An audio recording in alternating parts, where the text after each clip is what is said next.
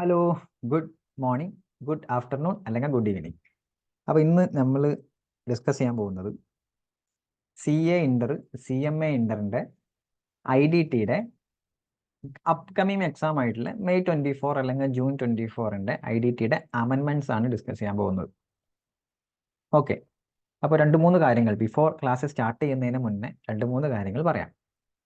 ഒന്ന്, നമ്മൾ ഇതിൽ ഡിസ്കസ് ചെയ്യാൻ പോകുന്നത് ഓരോ ഹെഡ് വൈസ് ആയിരിക്കും. അപ്പോൾ എങ്ങനെയാണ് ഹെഡ് വൈസ് മീൻസ് സപ്ലൈയിൽ എന്തൊക്കെ അമെൻമെൻറ്റ്സ്, കോമ്പോസിഷൻ സ്കീമിൽ എന്തൊക്കെ അമെൻമെൻറ്റ്സ്, പ്ലേസ് ഓഫ് സപ്ലൈയിൽ എന്തൊക്കെ അമെൻമെൻറ്റ്സ്, അങ്ങനെ ഓരോന്നായിരിക്കും നമ്മൾ നോക്കുക. അപ്പോൾ ഒന്നായിട്ട് പറഞ്ഞു പോകുന്നില്ല, അപ്പോൾ നിങ്ങൾക്ക് പഠിക്കാനും എളുപ്പമായിരിക്കും. രണ്ടാമത്തെ കാര്യം, ഈ PDF ഞാനിവിടെ ഡിസ്ക്രിപ്ഷനിൽ അറ്റാച്ച് ചെയ്യാം, അല്ലെങ്കിൽ എനിക്ക് വാട്സപ്പ് ചെയ്താൽ ഞാൻ നിങ്ങൾക്ക് സെൻഡ് ചെയ്ത് തരുന്നുണ്ട്. മൂന്നാമത്തെ കാര്യം, ഇത് ഇൻക്ലൂഡിങ് CAയും CMA ഇന്ററിനും ഒരുപോലെ യൂസ് ചെയ്യാൻ പറ്റുന്നതാണ്. പക്ഷേ ഒരു ടോപ്പിക് എന്ന് പറയുമ്പോൾ സ്പെസിഫിക്കലി നമ്മളുടെ പ്ലേസ് ഓഫ് സപ്ലൈയിലെ എന്നുള്ള ടോപ്പിക് CMA ഇന്ററിന് ഇപ്പം ഉണ്ടോ? ഇപ്പം ഇല്ല. അപ്പോൾ ന്യൂ സിലബസ് അനുസരിച്ച് CMA ഇന്ററിൽ ഇപ്പോൾ പ്ലേസ് ഓഫ് സപ്ലൈ ഒഴിവാക്കിയിട്ടുണ്ട്. കഴിഞ്ഞ 2016 സിലബസിൽ പ്ലേസ് ഓഫ് സപ്ലൈ ഉണ്ടായിരുന്ന ഡീറ്റെയിൽ ആയിട്ട് ഒരു വാസ്റ്റ് ഏരിയയാണ്, അത് ഇപ്പോൾ ഒഴിവാക്കിയിട്ടുണ്ട്. CMA ഇന്റർ ന്യൂ സിലബസിൽ പ്ലേസ് ഓഫ് സപ്ലൈ ഇല്ല. ഇനി CA ഇന്ററിൽ മുമ്പത്തെ സിലബസിൽ, ഓൾഡ് സിലബസിൽ പ്ലേസ് ഓഫ് സപ്ലൈ ഉണ്ടായിരുന്നില്ല.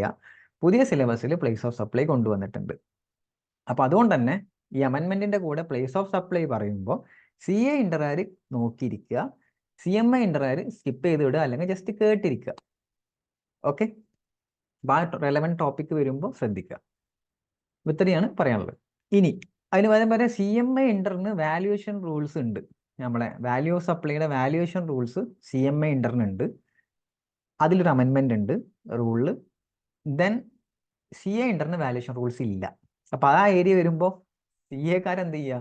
സ്കിപ്പ് ചെയ്ത് വിടുക, അല്ലെങ്കിൽ കണ്ട് വെറുതെ കണ്ടിരിക്കുക. CMA ശ്രദ്ധിച്ച് കേൾക്കുക. ഓക്കെ, സോ സ്റ്റാർട്ട് ചെയ്യാം. Will start from supply. സപ്ലൈയിൽ എവിടൊക്കെയാണ് മാറ്റങ്ങളുള്ളത്? നമ്മളെ സപ്ലൈയിൽ എവിടൊക്കെയാണ് മാറ്റങ്ങളുള്ളത് നോക്കാം. ഒന്ന്, ആദ്യം ഒരു ക്ലാരിഫിക്കേഷൻ ആണ് കൊണ്ടുവന്നത്. ക്ലാരിഫിക്കേഷൻ ഒന്നുമില്ലടാ, ജസ്റ്റ് റീഡ്, അത്രേ ഉള്ളൂ. ഓർത്ത് വെക്കണം എന്നല്ല, റീഡ് ചെയ്യുക. എന്ന് വെച്ചാൽ നമ്മൾ ഈ സബ്സിഡിയറിയും ഹോൾഡിംഗ് എന്താണെന്ന് അറിയാലോ? Subsidiary company, holding company. അപ്പോൾ ഈ ഹോൾഡിംഗ് കമ്പനി സബ്സിഡിയറി കമ്പനിയുടെ ഷെയർസ് ഹോൾഡ് ചെയ്യുന്നുണ്ടാവും, ഷുവർ. ഓക്കെ, അപ്പോൾ അതിൻ്റെ ട്രാൻസ്ഫർ നടത്തി കഴിഞ്ഞാൽ അവിടെ ഈ GSTയുടെ ടാക്സബിലിറ്റി വരുമോ എന്നാണ് ചോദ്യം. അതാണ് ഡൗട്ട് ഉണ്ടായിരുന്നത്. അപ്പോൾ അവർ ക്ലാരിഫൈ ചെയ്ത് പറഞ്ഞ് എന്ത്? Securities held by holding company held ചെയ്യുന്ന സെക്യൂരിറ്റീസ് അതെന്തല്ല, നെയ്തർ ഗുഡ്സ് നോർ സർവീസ്, ഗുഡ്സും അല്ല സർവീസും അല്ല. അപ്പോൾ അതുകൊണ്ട് തന്നെ ഗുഡ്സും അല്ല സർവീസ് അല്ലാത്ത സാധനത്തിന് എന്തിന് GST തന്നെ ഗുഡ്സ് ആൻഡ് സർവീസ് ടാക്സ് അല്ലേ? അപ്പോൾ ഗുഡ്സ് ആണെങ്കിലോ സർവീസ് ആണെങ്കിലോ അല്ലേ GST വരുള്ളൂ. ഇത് ഗുഡ്സും അല്ല സർവീസും അല്ല, അപ്പോൾ GST വരൂല. അത് ക്ലാരിഫൈഡ് ചെയ്തു. ഓക്കെ, ഓർത്ത് വെക്കുക, അത് മാത്രം മതി. അടുത്തത് ഓൾറെഡി ഷെഡ്യൂൾ 3 നിങ്ങൾക്ക് അറിയാലോ, നെഗറ്റീവ് ലിസ്റ്റ് ആണ് ഷെഡ്യൂൾ 3. അപ്പോൾ ഷെഡ്യൂൾ 3 അപ്പോൾ ഷെഡ്യൂൾ 3 നെഗറ്റീവ് ലിസ്റ്റ് ആണ്. അപ്പോൾ നെഗറ്റീവ് ലിസ്റ്റിൽ 2 കാര്യങ്ങൾ അവസാനം ഒരു 7ഉം 8ഉം ഉണ്ട്. അത് നിങ്ങൾ നോക്കിയിട്ടുണ്ടോ എന്ന് അറിയില്ല. നെഗറ്റീവ് ലിസ്റ്റിൽ ഓൾറെഡി ഇത് ഉണ്ടായിരുന്നു. അതെ, ഇതിലപ്പോൾ വ്യത്യാസം എന്താണെന്ന് വെച്ച് കഴിഞ്ഞാൽ ഈ 2 സാധനങ്ങൾ എഫക്റ്റ് മാറ്റി, വിത്ത് എഫക്ട് ഫ്രം 1 ജൂലൈ എന്നാക്കി. 1 ജൂലൈ 2017 തൊട്ട് ഈ പറഞ്ഞ 2 സാധനങ്ങൾ അപ്ലിക്കബിൾ ആവും എന്നാക്കി. ഓക്കെ, എന്തൊക്കെയാണ് 2 സാധനങ്ങൾ? വളരെ സിമ്പിളാണ്, ഒന്നുമില്ല. Supply of goods from a place in the non taxable territory to another place in the non taxable territory without such goods entering to India. അല്ല, നോൺ ടാക്സബിൾ ടെറിട്ടറി എന്ന് പറഞ്ഞാൽ ഇന്ത്യൻ ടെറിട്ടറി അല്ലാത്ത, means taxable territory അല്ലാത്തൊരു സ്ഥലം. അപ്പോൾ non taxable ടെറിട്ടറിയിൽ നിന്ന് മറ്റൊരു non taxable ടെറിട്ടറിയിലോട്ട് സാധനം സെൻഡ് ചെയ്ത് കഴിഞ്ഞാൽ അവിടെ GSTക്ക് പ്രാധാന്യമുണ്ടോ? ടാക്സബിൾ മീൻസ് ഇന്ത്യയിലോട്ട് കയറിയിട്ടില്ല, ടാക്സബിൾ ടെറിട്ടറിയിലോട്ട് കയറിയിട്ടേ ഇല്ല. ട്രാൻസാക്ഷൻസ് നോൺ ടാക്സബിൾ ടെറിട്ടറിയിലാണ്. സോ GST വരില്ല. നെഗറ്റീവ് ലിസ്റ്റ് ആണ്, നെഗറ്റീവ് ലിസ്റ്റ് GST വരില്ല. അതാണ് ഒന്ന്. രണ്ടാമത്തെ point, supply of warehoused goods to any person before clearance for home consumption. ഈ ഹോം കൺസംഷൻ എന്ന് പറയുമ്പോൾ ഇമ്പോർട്ട് ചെയ്ത് നമ്മൾ ഹോം കൺസംഷന് വേണ്ടി എടുക്കുന്നതിന് മുന്നേ വെയർഹൗസ്ഡ് ഗുഡ്സ് സപ്ലൈ ചെയ്ത് കഴിഞ്ഞാൽ, supply of warehoused goods to any person before clearance of home കൺസംഷന് മുന്നേ വെയർഹൗസ്ഡ് ഗുഡ്സ് സപ്ലൈ ചെയ്ത് കഴിഞ്ഞാൽ അവിടെ എന്ത് വരില്ല? ഹോം കൺസംഷൻ ചെയ്തിട്ടില്ല. അപ്പോൾ അതുകൊണ്ട് തന്നെ അവിടെ എന്ത് വരില്ല? GST വരില്ല. അപ്പോൾ വെയർഹൗസ്ഡ് ഗുഡ്സ് സപ്ലൈ ചെയ്ത് കഴിഞ്ഞാൽ എന്ത് വരില്ല? GST വരില്ല. നെഗറ്റീവ് ലിസ്റ്റിൽ ഷെഡ്യൂൾ 3 വരും. ഓക്കെ, ഇതൊക്കെ അവിടെ തന്നെ ഉണ്ട്. അവിടെ വിത്ത് എഫക്ട് ഫ്രം എന്നുള്ളത് മാറ്റിയെന്ന് മാത്രമേ ഉള്ളൂ. ഇനി അതിൻ്റെ കൂടെ അടുത്ത് വരുന്നതാണ് supply of goods by transfer of title by endorsement of documents at any time before clearance for home consumption. എടാ നമ്മൾ ഈ ഇമ്പോർട്ട് ചെയ്യുമ്പോൾ ഞാൻ ചൈനയിൽ നിന്ന് സാധനം ഇമ്പോർട്ട് ചെയ്തു. അപ്പോൾ ചൈനയിൽ നിന്ന് സാധനം ഇമ്പോർട്ട് ചെയ്ത് ഇങ്ങോട്ട് എത്തിയിട്ടില്ല, ഇന്ത്യയിൽ എത്തിയിട്ടില്ല. വിത്തിൻ ദി ഷിപ്പ് തന്നെ ഞാനത് ഡോക്യുമെന്റ് ട്രാൻസ്ഫർ ചെയ്തു വേറെ ആൾക്ക്. ഞാനത് ഷിഫ്റ്റ് ചെയ്തു. ദാറ്റ് മീൻസ് ഞാനത് പുറത്തുനിന്ന് തന്നെ സെയിൽ ചെയ്തു. ഇന്ത്യയിലോട്ട് എത്തുന്നതിന് മുന്നേ തന്നെ, അതാണ് IC സെയിൽസ് എന്ന് പറയുന്നത്. വിത്തിൻ ദി സീസ് തന്നെ, ആ കടലിൽ തന്നെ ഞാനത് സെയിൽ ചെയ്തു. അപ്പം ഞാൻ വേറെ ആൾക്ക് ഡോക്യുമെന്റ് കൈമാറി. അപ്പം ഇനി അയാളായിരിക്കും എന്ത് ചെയ്യുക, ഇത് ഹോം കൺസംഷൻ എടുക്കുന്നത്, ഇമ്പോർട്ട് ചെയ്യുന്നതൊക്കെ അയാളായിരിക്കും. അപ്പം അങ്ങനെയുള്ള സെയിൽ അതും എന്തില്ല, നെഗറ്റീവ് ലിസ്റ്റിൽ വരുന്നതാണ്, അതിന് വരൂല എന്ന് പറഞ്ഞു. അപ്പം ഇത്രയാണ് ആ ഷെഡ്യൂൾ 3 റിലേറ്റഡ് ആയിട്ട് ഒരു അമെൻമെന്റ്. അത് അമെൻഡഡ് അല്ല, ഓൾറെഡി അവിടെ ഉള്ള സാധനമാണ്. അത് വിത്ത് എഫക്ട് ഫ്രം എന്നുള്ളത് മാറ്റി. ഇനി ഒരു പ്രധാനപ്പെട്ട അമെൻമെന്റ് ഉണ്ട്. ഇനി ഇടയ്ക്കിടയ്ക്ക് ഒരു സാധനം നിങ്ങൾക്ക് കാണാൻ പറ്റും, സ്പെസിഫൈഡ് ആക്ഷനബിൾ ക്ലെയിംസ് എന്നുള്ള ഒരു സാധനം ഇടയ്ക്കിടയ്ക്ക് ഇനി കയറി വരും.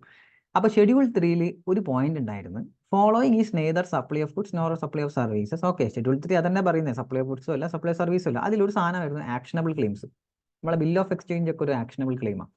അപ്പോൾ അതിൽ ആക്ഷനബിൾ ക്ലെയിമിന്റെ ഗുഡ്സും അല്ല സർവീസ് അല്ലാത്തതുകൊണ്ട് നെഗറ്റീവ് ലിസ്റ്റിലാണ് വരില്ല എന്ന് പറഞ്ഞ് GST. പക്ഷേ അതിൽ അതർ ദാൻ അവിടെ പറഞ്ഞിരുന്നു ലോട്ടറി ബെറ്റിംഗ് ഗാംബ്ലിംഗ്, ഇത് ആക്ഷനബിൾ ക്ലെയിം അല്ല. അപ്പം ആക്ഷനബിൾ ക്ലെയിമിൽ ഇത് പെടുമെങ്കിലും ഇത് കൂട്ടണ്ട, ഇതിന് GST വരും എന്നവിടെ സ്പെസിഫിക്കലി പറഞ്ഞിരുന്നു. അതവിടെ വെട്ടിയിട്ട് പറഞ്ഞ് other than specified actionable claims ആക്കി. അപ്പോൾ ഈ സ്പെസിഫൈഡ് ആക്ഷനബിൾ ക്ലെയിംസിൽ ലോട്ടറി ബെറ്റിംഗ് ഗാംബ്ലിംഗ് ഇൻക്ലൂഡഡ് ആണോ? യെസ്, അത് ഇൻക്ലൂഡ് ആവും.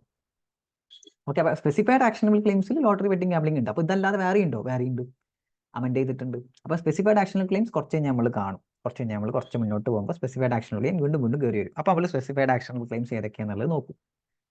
മനസ്സിലായ? ഓക്കെ, അപ്പോൾ actionable claim other than lottery betting gambling എന്ന് മാറ്റി സ്പെസിഫൈഡ് ആക്ഷനബിൾ ക്ലെയിംസ് ആക്കി.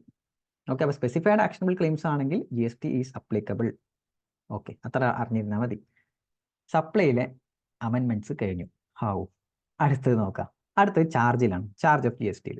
അതിൽ ഒരു അതും അഗൈൻ ക്ലാരിഫിക്കേഷൻ ആണ്. ഈ ക്ലാരിഫിക്കേഷൻസ് ഒന്നും പല ആൾക്കാരും എന്ത് ചെയ്യില്ല, നോക്കൂല.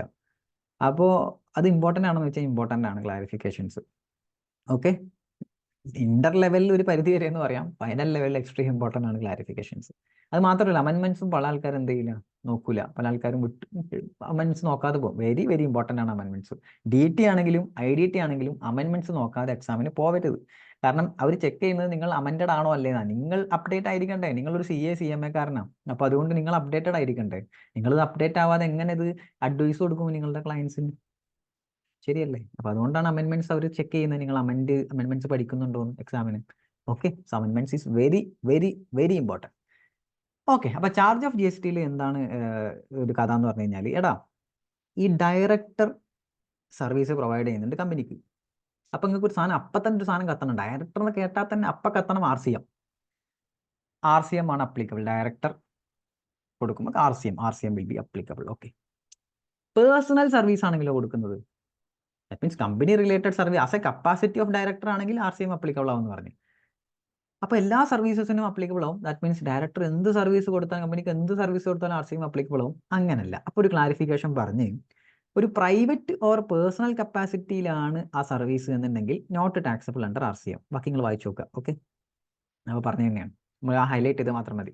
അപ്പോൾ ഡയറക്ടർ പ്രൈവറ്റ് ഓർ പേഴ്സണൽ കപ്പാസിറ്റിയിലാണെങ്കിൽ not taxable under RCM. Okay, അപ്പോൾ ടാക്സബിൾ അണ്ടർ RCM എപ്പോഴാണ്? Capacity of director. Service as capacity of director മാത്രമേ എന്തേ ഉള്ളൂ, ടാക്സബിൾ അണ്ടർ RCM ആവുകയുള്ളൂ. ഓക്കെ, ഈസി അല്ലേ? ഓക്കെ, അപ്പോൾ അത് മാത്രം ഓർത്തിരുന്നാൽ മതി. അപ്പോൾ taxable under RCM. Okay, got it? Okay, അടുത്തത് ഒരു ക്രൂഷ്യൽ അമെൻമെന്റ് ആണ്. നല്ല നമ്മളെ MCQനൊക്കെ ചോദിക്കാൻ പറ്റുന്ന അമെൻമെന്റ് ആണ്. ഒരു കാര്യം കൂടി ഞാൻ പറയാൻ മറന്നു. എടാ ഈ IDTയിൽ ഭയങ്കരമായ അമെൻമെന്റ്സ് ഈ പറഞ്ഞ വരും അറ്റംപ്റ്റിൽ ഉണ്ടോ? ഇല്ല, ഭയങ്കരമായ അമെൻമെന്റ്സ് ഇല്ല. ചില ഏരിയാസ് കുറച്ച് നല്ല അമെൻമെന്റ് ആണ്, അത് ഞാൻ പറയും. അതിലൊന്നാണ് ഇത്. സെക്ഷൻ 9 സബ്സെക്ഷൻ 5 ഇമ്പോർട്ടൻ്റ് ആയിട്ടുള്ള ഒരു സെക്ഷൻ ആണ്. അപ്പോൾ അതുകൊണ്ട് തന്നെ അതിലുള്ള അമെൻമെന്റ് കുറച്ച് ഇമ്പോർട്ടൻ്റ് ആണ്. ഇതുവരെ നോക്കിയതിൽ ഇമ്പോർട്ടൻ്റ് ആയിട്ടുള്ള അമെൻമെന്റ്സ് ഒന്നും ഇല്ല എന്ന് പറയാം. 2 ക്ലാരിഫിക്കേഷൻ ആയിരുന്നു, ഒന്ന് ഒരു വിത്ത് എഫക്ട് ഫ്രം എന്നുള്ളത് മാറ്റിയതാണ്. സോ ഇമ്പോർട്ടൻ്റ് ആയിട്ടുള്ള അമെൻമെന്റ്സ് വന്നിട്ടില്ല. ഇത് കുറച്ച് ഇമ്പോർട്ടൻ്റ് ആണ്. ഇവിടെ പ്രശ്നം എന്താണെന്ന് വെച്ച് കഴിഞ്ഞാൽ, നിങ്ങൾ സെക്ഷൻ 9 സബ്സെക്ഷൻ 5 പഠിച്ചിട്ടുണ്ടാവും. അവിടെ ഈ കുറേ ഹോട്ടൽ അക്കോമഡേഷൻ, ട്രാൻസ്പോർട്ടർ സർവീസസ് അങ്ങനെയൊക്കെയുള്ള ഇത് ചെയ്യുമ്പോൾ ഇ-കൊമേഴ്സ് ഓപ്പറേറ്ററിലൂടെയാണ് നിങ്ങളത് ചെയ്യുന്നതെന്നുണ്ടെങ്കിൽ അവിടെ ഇ-കൊമേഴ്സ് ഓപ്പറേറ്റർ ടാക്സ് അടക്കണം എന്നുള്ളൊരു കേസ് ഉണ്ടായിരുന്നു. അപ്പം അതിലാണ് അമെൻമെന്റ് വന്നത്. അതിൽ അമെൻമെന്റ് വന്നത് പാസഞ്ചർ ട്രാൻസ്പോർട്ട് സർവീസസിന്റെ കേസിലാണ്. അപ്പോൾ ഇ-കൊമേഴ്സ് ഓപ്പറേറ്ററിലൂടെ ഒരാൾ സർവീസ് നടത്തുകയാണെങ്കിൽ, ഇ-കൊമേഴ്സ് ഓപ്പറേറ്റർ ഉണ്ട്, അതിലൂടെ ഒരാൾ സർവീസ് കണ്ടക്ട് ചെയ്യുകയാണെങ്കിൽ ഇ-കൊമേഴ്സ് ഓപ്പറേറ്റർ ആണ് ടാക്സ് പേ ചെയ്യാനുള്ള ലയബിലിറ്റി. ഓക്കെ, ടാക്സ് അടക്കാനുള്ള liability. Okay okay okay okay okay. അപ്പോൾ ഇവിടെ പറയാണ്, okay, in case of below e commerce operator shall be liable to pay tax. താഴെ പറഞ്ഞ സർവീസ് അതിൽ ഒന്നാണ് പാസഞ്ചർ ട്രാൻസ്പോർട്ട് സർവീസ്. മുമ്പുണ്ടായിരുന്ന സാധനം തന്നെയാണ്, ഇതിലാണ് അമെൻമെന്റ് വന്നത്. ഇതിൽ services by transportation of passengers by, ഇവിടെ റേഡിയോ ടാക്സി അതേപോലെ തന്നെ ഉണ്ട്, മോട്ടോർ ക്യാബും അതേപോലെ തന്നെ ഉണ്ട്, മാക്സി ക്യാബും അതേപോലെ തന്നെ ഉണ്ട്, മോട്ടോർ സൈക്കിളും അതേപോലെ തന്നെ ഉണ്ട്. അവിടെ വെട്ടിയത് ഇതാണ്, അവിടെ ഒമ്നി ബസ് എന്നുള്ളത് അവിടെ നിന്ന് ഒഴിവാക്കി. ഒമ്നി ബസ് അതിപ്പോൾ ഇല്ല. Or any other motor vehicle എന്നായിരുന്നു, അത് മാറ്റിയിട്ട് അവിടെ എന്താക്കി, or any other motor vehicle except Omni bus ആക്കി. അയ്യോ, ഒമിനി ബസ് ഇതിൽ നിന്ന് ഒഴിവാക്കി. അപ്പോൾ ഒമിനി ബസ് ആണെന്നുണ്ടെങ്കിൽ ടാക്സ് വരൂല, ഒഴിവാക്കി. ഒമിനി ബസ് വഴിയാണ്, ഓക്കെ, ടാക്സ് വരൂല. ഓക്കെ, അപ്പോൾ ടിസ്റ്റ് താഴെ അഗെയിൻ നമ്മളെ ഡിപ്പാർട്ട്മെന്റ്, നമ്മളെ GST കൗൺസിൽ ഒരു ടിസ്റ്റ് കൊടുത്ത്. എന്താണ് ആ ടിസ്റ്റ്? താഴെ പറഞ്ഞ്, അമ്പട വീര, അങ്ങനെ ഒഴിവാക്കാൻ പറ്റൂല, ഞങ്ങൾ അവിടെ ഒഴിവാക്കിയിട്ടുണ്ടെങ്കിലും ഞങ്ങൾ വേറൊരു സബ് ക്ലോസ് ഇട്ടിട്ട് ഞങ്ങൾ നിങ്ങളെ ചേർക്കും. അങ്ങനെയാണ് ടാക്സ് കൂട്ടാനല്ല നോക്കുക. ഓക്കെ, അത് ഒഴിവാക്കിയിട്ടൊന്നുമില്ല, പക്ഷേ ചെറിയൊരു കൺസെഷൻ കൊടുത്ത്. എന്താണ് concession? Services by way of transportation of passengers by an omni bus. എന്ത് വീണ്ടും ഒമിനി ബസ്സാ? അതെ, അത് സെപ്പറേറ്റ് ഒരു ക്ലോസ് ആയി കൊണ്ടുവന്നിട്ട് പറഞ്ഞ് services by transportation of by an omni bus ഉണ്ട്. ഓക്കെ, അത് ഉണ്ട്. ഓക്കെ, അത് മേലെ ഒഴിവാക്കിയാലും താഴെ പറയുന്നുണ്ട് ഇറ്റ്സ് ഇൻക്ലൂഡഡ്. അത് സെക്ഷൻ 9 സബ്സെക്ഷൻ 5 തന്നെ വരും. പക്ഷേ അതിൽ നിന്ന് എന്ത് ഒഴിവാക്കി? ഒരു കൺസെഷൻ കൊടുത്ത്. എന്ത്? അത് കണ്ടക്ട് ചെയ്യുന്നത്, that means except where the person സപ്ലൈയിങ് such service through electronic commerce operator is a company. That means ആ ഈക്കോ ഓപ്പറേറ്റർ കമ്പനി ആണെന്നുണ്ടെങ്കിൽ, that means eco operator company ആണെന്നുണ്ടെങ്കിൽ അല്ല, ഈക്കോ ഓപ്പറേറ്ററിലൂടെ സർവീസ് കണ്ടക്ട് ചെയ്യുന്നത് ഒരു കമ്പനിയാണ്, ഒരു ബോഡി കോർപ്പറേറ്റ് ആണെന്നുണ്ടെങ്കിൽ then section 9 subsection 5 is not applicable. Normal പ്രൊവിഷനിലോട്ട് പോകും. അയ്യോ, മനസ്സിലായില്ല സാറേ, എന്താണ് ഈ നടക്കുന്നത്? എന്തൊക്കെയായി നടക്കുന്നത്? എടാ സിമ്പിളാടാ. എടാ, പാസഞ്ചർ ട്രാൻസ്പോർട്ട് സർവീസ് മുമ്പുള്ള പോലെ തന്നെ, transportation of passenger by radio taxi, motor cab, ഇതൊക്കെ വരും. ഓക്കെ സംബന്ധിച്ചു. അവിടെ ഒമിനി ബസ് എന്നുള്ള അവിടെ ഒഴിവാക്കിയിട്ട് സെപ്പറേറ്റ് പറഞ്ഞ് എന്ത്? ഒമിനി ബസ്സിലൂടെയുള്ള ട്രാൻസ്പോർട്ടേഷൻ ഈസ് ഓക്കെ, അത് സെക്ഷൻ 9 സബ്സെക്ഷൻ 5 തന്നെയാണ്. പക്ഷേ അത് സർവീസ് അതിലൂടെ പ്രൊവൈഡ് ചെയ്യുന്ന ആള് ഒരു കമ്പനിയോ അല്ലെങ്കിൽ ബോഡി കോർപ്പറേറ്റോ ആണെന്നുണ്ടെങ്കിൽ സെക്ഷൻ 9 സബ്സെക്ഷൻ വേവിൽ അവിടെ അക്സെപ്റ്റ് അല്ല പറയുന്നത്, that is not applicable. That's all. Okay, അത്രേ ഉള്ളൂ. ബാക്കി ഒരു ചേഞ്ചും ഇല്ല. ബാലൻസ് ഒക്കെ അതേപോലെ തന്നെ. ഹോട്ടൽ അക്കോമഡേഷൻ അതേപോലെ തന്നെ, നമ്മളെ റെസ്റ്റോറൻറ്റ് സർവീസ് അതേപോലെ തന്നെ, യൂട്ടിലിറ്റി സർവീസ് അതേപോലെ തന്നെ. ഓക്കെ, ബാക്കിയൊക്കെ സെയിം. ഈ സെക്ഷൻ വെരി ഇമ്പോർട്ടൻ്റ് ആണ്. Section 9 subsection 5 is crucial, very important ആണ്. അതിൽ ഈ അമെൻമെൻറ്റും ഇമ്പോർട്ടൻ്റ് ആണ്. പിന്നെ ഇമ്പോർട്ടൻ്റ് ആണെന്ന് പറയുന്നത് മാർക്ക് ചെയ്ത് വെക്കുക. ഓക്കെ സാർ, കിട്ടി സാർ, മനസ്സിലായി സാർ. ഓക്കെ, ഞാൻ തന്നെ സമാധാനിപ്പിക്കട പറഞ്ഞു. അടുത്ത അമെൻമെന്റ് composition scheme. Composition scheme important ആണ് സാറേ, വളരെ ഇമ്പോർട്ടൻ്റ് ആയിട്ടുള്ള ഒരു ഏരിയയാണ് കോമ്പോസിഷൻ സ്കീം. പ്രാക്ടിക്കൽ ആസ്പെക്റ്റിലും വളരെ ഇമ്പോർട്ടൻ്റ് ആയിട്ടുള്ള ഒരു ഏരിയയാണ് കോമ്പോസിഷൻ സ്കീം. ഓക്കെ, കോമ്പോസിഷൻ സ്കീമിൽ എന്താണ് സാറേ ഒരു അമെൻമെന്റ് വന്നത്? കോമ്പോസിഷൻ സ്കീമിൽ അമെൻമെന്റ് വന്ന ഏരിയ സെക്ഷൻ 10 സബ്സെക്ഷൻ 2 ക്ലോസ് ഡിയും സെക്ഷൻ 10 സബ്സെക്ഷൻ 2A ക്ലോസ് സിയുമിലാണ് അമെൻമെന്റ് വന്നത്. ഈ രണ്ട് ക്ലോസിലും പറയുന്നത് എന്താണെന്ന് വെച്ച് കഴിഞ്ഞാൽ, അവിടെ പെൻസിലോടെ ഓക്കെ, ഈ രണ്ട് ക്ലോസിലും പറയുന്നത് എന്താണെന്ന് വെച്ച് കഴിഞ്ഞാൽ, നമ്മുടെ ഈ രണ്ട് ക്ലോസ് കണക്റ്റഡ് ആണ്. This close and this close is connected. രണ്ടും കണക്റ്റഡ് ആണ്, കണക്റ്റഡ് ക്ലോസ് ആണ്. അവിടെ ഈ ക്ലോസിൽ പറഞ്ഞ എന്താണെന്ന് വെച്ച് കഴിഞ്ഞാൽ, നമ്മുടെ ഇതില്ലടോ, ഈ കോമ്പോസിഷൻ ഓപ്റ്റ് ചെയ്യാൻ പറ്റാത്ത കുറേ ഏരിയാസ് പറയുന്നുണ്ട്, നോട്ട് എലിജിബിൾ ഫോർ കോമ്പോസിഷൻ. അപ്പോൾ അതിൽ ഒരു കാര്യം പറഞ്ഞിരുന്നു, ഇ കൊമേഴ്സ് ഓപ്പറേറ്ററിലൂടെ സർവീസ് പ്രൊവൈഡ് ചെയ്യുന്ന ഒരാൾക്ക്, സർവീസ് മാത്രമല്ല ഗുഡ്സ് കിട്ടാം, ഇ കൊമേഴ്സ് ഓപ്പറേറ്ററിലൂടെ ഗുഡ്സോ സർവീസോ പ്രൊവൈഡ് ചെയ്യുന്ന ഒരാൾക്ക് കോമ്പോസിഷൻ ഓപ്റ്റ് ചെയ്യാൻ പറ്റുമോ? ഉത്തരം ഒറ്റയടിക്ക് പറയാൻ പറ്റില്ല. ഇത് പ്രാക്ടിക്കൽ ആസ്പെക്റ്റിൽ എന്നോട് ഒരുപാട് ആൾക്കാർ ചോദിച്ചിട്ടുള്ള ചോദ്യമാണ്. ഞാൻ ഫ്ലിപ്കാർട്ടിലൂടെ സെയിൽ ചെയ്യാനാണ് ഉദ്ദേശിക്കുന്നത്. ഓക്കെ, ചെയ്തോ. Flipkart is A E commerce operator. ഞാൻ ഫ്ലിപ്കാർട്ടിലൂടെ സെയിൽ ചെയ്യുകയാണെന്നുണ്ടെങ്കിൽ ഞാൻ GST മാൻഡേറ്ററി ആയിട്ട് എടുക്കണം. അപ്പം GST എടുക്കുമ്പോൾ എനിക്കത് കോമ്പോസിഷനിൽ എടുക്കാൻ പറ്റുമോ? പറ്റൂല. എന്താ സാറേ പറ്റാത്തത്? അതിൻ്റെ ലോജിക്ക് ഒന്ന് പറഞ്ഞു തരുമോ? ലോജിക്ക് ചോദിക്കുകയാണെങ്കിൽ ഞാൻ പറയും, എന്നോട് ചോദിക്ക്, ഞാൻ പറയും ലോജിക്ക് എന്തുകൊണ്ടാണ് പറ്റാത്തതെന്നുള്ളത്. ലോജിക്ക് നിയമമല്ല, അവിടെ ലോജിക്ക് ഉണ്ട്. കോമൺ സെൻസ് യൂസ് ചെയ്യാൻ പറ്റും അവിടെ. എങ്ങനെയാണ് കോമൺ സെൻസ് യൂസ് ചെയ്യുന്നത്? എടാ, ഈ കോമ്പോസിഷനിൽ ഒരു പ്രധാന ഘടകമുണ്ട്. എന്താണ് ആ ഘടകം? ഇന്റർ സ്റ്റേറ്റ് സപ്ലൈ പാടില്ല. ഇന്റർ സ്റ്റേറ്റ് ഔട്ട്വേർഡ് സപ്ലൈ പാടില്ല. ഇൻവേർഡ് കുഴപ്പമില്ല. എടാ, ഞാൻ ഈ ഫ്ലിപ്കാർട്ടിൽ ഒരു സാധനം ഡിസ്പ്ലേ ചെയ്ത് കഴിഞ്ഞാൽ ഓട്ടോമാറ്റിക്കലി അത് ഇന്റർ സ്റ്റേറ്റ് സപ്ലൈ ആവില്ലടോ. സാധനം പുറത്തുള്ള ആൾക്കാർ കൊണ്ടുപോകില്ലേ? പിന്നല്ലാതെ ഞാൻ അധികവും കേരളത്തിലുള്ള ഈ പറഞ്ഞ എസ്പെഷ്യലി മൊബൈൽ ഐറ്റംസ് ഒക്കെ വാങ്ങുന്നത് ഈ പുറത്തുള്ള ആൾക്കാരാണ്. എന്ന് വെച്ചാൽ മൊബൈൽ ആക്സസറീസ് അങ്ങനെ ഐറ്റംസ്. അതായത് വേറെ ഐറ്റംസ് ഒക്കെ വാങ്ങുന്നത് പുറത്തുള്ള ആൾക്കാർ, ക്രാഫ്റ്റുകളൊക്കെ വാങ്ങുന്നതൊക്കെ പുറത്തുള്ള ആൾക്കാരാണ്. സോ അതുകൊണ്ട് തന്നെ അത് ഇന്റർസ്റ്റേറ്റ് ആയി. Interstate is not eligible for composition. So how അതാണ് അതിന്റെ ലോജിക്ക്, മെയിൻ ലോജിക്ക്. ഓക്കെ, നിങ്ങൾ എപ്പോഴും ഇപ്പോൾ ലോജിക്ക് ചോദിക്കരുത്. നിങ്ങൾക്ക് എപ്പോഴും ലോജിക്ക് പറഞ്ഞു തരാൻ പറ്റില്ല, അതിന് ലിമിറ്റേഷൻസ് ഉണ്ട്. ഇതൊക്കെ ഞാൻ പ്രാക്ടിക്കൽ ആസ്പെക്റ്റിൽ വരുന്ന ഇതൊക്കെ ഞാൻ പ്രാക്ടിക്കൽ ആസ്പെക്റ്റിൽ വരുന്ന കാര്യങ്ങളാണ്. അപ്പോൾ ഞാൻ അതിനൊക്കെ ഫീസ് ചാർജ് ചെയ്തിട്ടാണ് പറഞ്ഞു കൊടുക്കാറ്. ഇതൊക്കെ ഞാൻ വെറുതെ പറഞ്ഞു തരാണ് ഇതൊക്കെ. ഓക്കെ യാ ചുമ്മാ ഓക്കെ. എടാ അപ്പോൾ നമ്മളെ തിരിച്ച് കമ്മിങ് ടു ദി പോയിന്റ്. എടാ അപ്പോൾ ഇ കൊമേഴ്സ് ഓപ്പറേറ്റർക്ക് ഗുഡ്സോ സർവീസസോ ഇ കൊമേഴ്സ് ഓപ്പറേറ്ററിലൂടെ സർവീസ് മീൻസ് ഗുഡ്സോ സർവീസോ ചെയ്യുകയാണെങ്കിൽ അയാൾക്ക് കോമ്പോഷൻ ഓപ്റ്റ് ചെയ്യാൻ പറ്റൂല. ഓക്കെ, പക്ഷെ അവിടെ ഒരു ട്വിസ്റ്റ് വന്നടാ. ഈ പുതിയൊരു അമെൻഡ് ചെയ്തിട്ട് അവർ പറഞ്ഞ് ഇ കൊമേഴ്സ് ഓപ്പറേറ്ററിനെ കുറച്ചും കൂടി, ഇ കൊമേഴ്സ് ഓപ്പറേറ്ററിലൂടെ കച്ചവടം ചെയ്യുന്ന ആൾക്കാർ കുറച്ചും കൂടി ഒന്ന് ഇത് ഇതാക്കി കൊടുത്ത് അവർ പറഞ്ഞ്.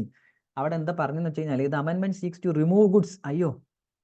ഗുഡ്സ് എന്നുള്ള വേർഡ് അവിടെ നിന്ന് റിമൂവ് ചെയ്തു. അപ്പോൾ ആ വേർഡ് അവിടെ എന്തായി ഇപ്പോൾ? അപ്പോൾ അവിടെ ഇ കൊമേഴ്സ് ഓപ്പറേറ്ററിലൂടെ സർവീസ് ചെയ്യുന്ന ആൾക്കാർക്ക് കോമ്പോഷൻ സ്കീം ഓപ്റ്റ് ചെയ്യാൻ പറ്റില്ല എന്നായി.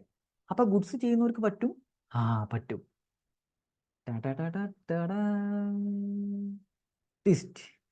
യെസ്, ഗുഡ്സ് ചെയ്യുന്നവർക്ക് പറ്റും. ഓക്കെ, അപ്പോൾ ഗുഡ്സ് ചെയ്യുന്നവർക്ക് പറ്റും എന്ന് പറഞ്ഞാൽ ഗുഡ്സ് ഒഴിവാക്കിയല്ലോ. ഇനി അവിടെ ഗുഡ്സിന് റെസ്ട്രിക്ഷൻ ഇല്ല. ദാറ്റ് മീൻസ് ഇ കൊമേഴ്സ് ഓപ്പറേറ്ററിലൂടെ ഗുഡ്സ് അപ്ലൈ ചെയ്യാന്നെങ്കിൽ I can opt composition scheme. ഓക്കെടാ. പക്ഷേ ഇവർ വീണ്ടും അഗെയിൻ ട്വിസ്റ്റിൻ്റെ മുകളിൽ വീണ്ടും ട്വിസ്റ്റ് ഇവർ പറഞ്ഞ് എന്താണെന്ന് വെച്ച് കഴിഞ്ഞാൽ e commerce haves to fulfil certain conditions. ഇതിന് കുറച്ച് കണ്ടീഷൻസ് താഴെയുള്ളത് ഫുൾഫിൽ ചെയ്യണം. എന്തൊക്കെയാണ് കണ്ടീഷൻസ്? ഫസ്റ്റ് കണ്ടീഷൻ പറയുന്നത് the electronic commerce operator shall allow the supply. നമ്മൾ ഓപ്പറേറ്റർ ഇല്ലേ, electronic commerce operator shall allow the supply of goods through it by such person only if enrollment number has been allotted on the common portal. That means നമ്മൾ GST registration ഉണ്ടായിരിക്കും, mandatory ആയിട്ടുള്ള കാര്യം. ഇതല്ല നമ്മളെ important provision. താഴെ വരുന്നതാണ് important provisions. The e commerce operator shall not allow. എങ്ങനെ shall not allow. Okay, allow ചെയ്യാൻ പാടില്ല. ഓക്കെ, എന്ത് അലോ ചെയ്യാൻ പാടില്ല? ഇനി inter state supply of goods. അമ്പട വീര. അപ്പം നമ്മൾ ലോജിക്കിലോട്ട് തിരിച്ചു വന്നു. എടാ, കോമ്പോഷൻ ഓപ്റ്റ് ചെയ്താൽ ഇൻട്രസ്റ്റേറ്റ് പാടില്ലല്ലോ.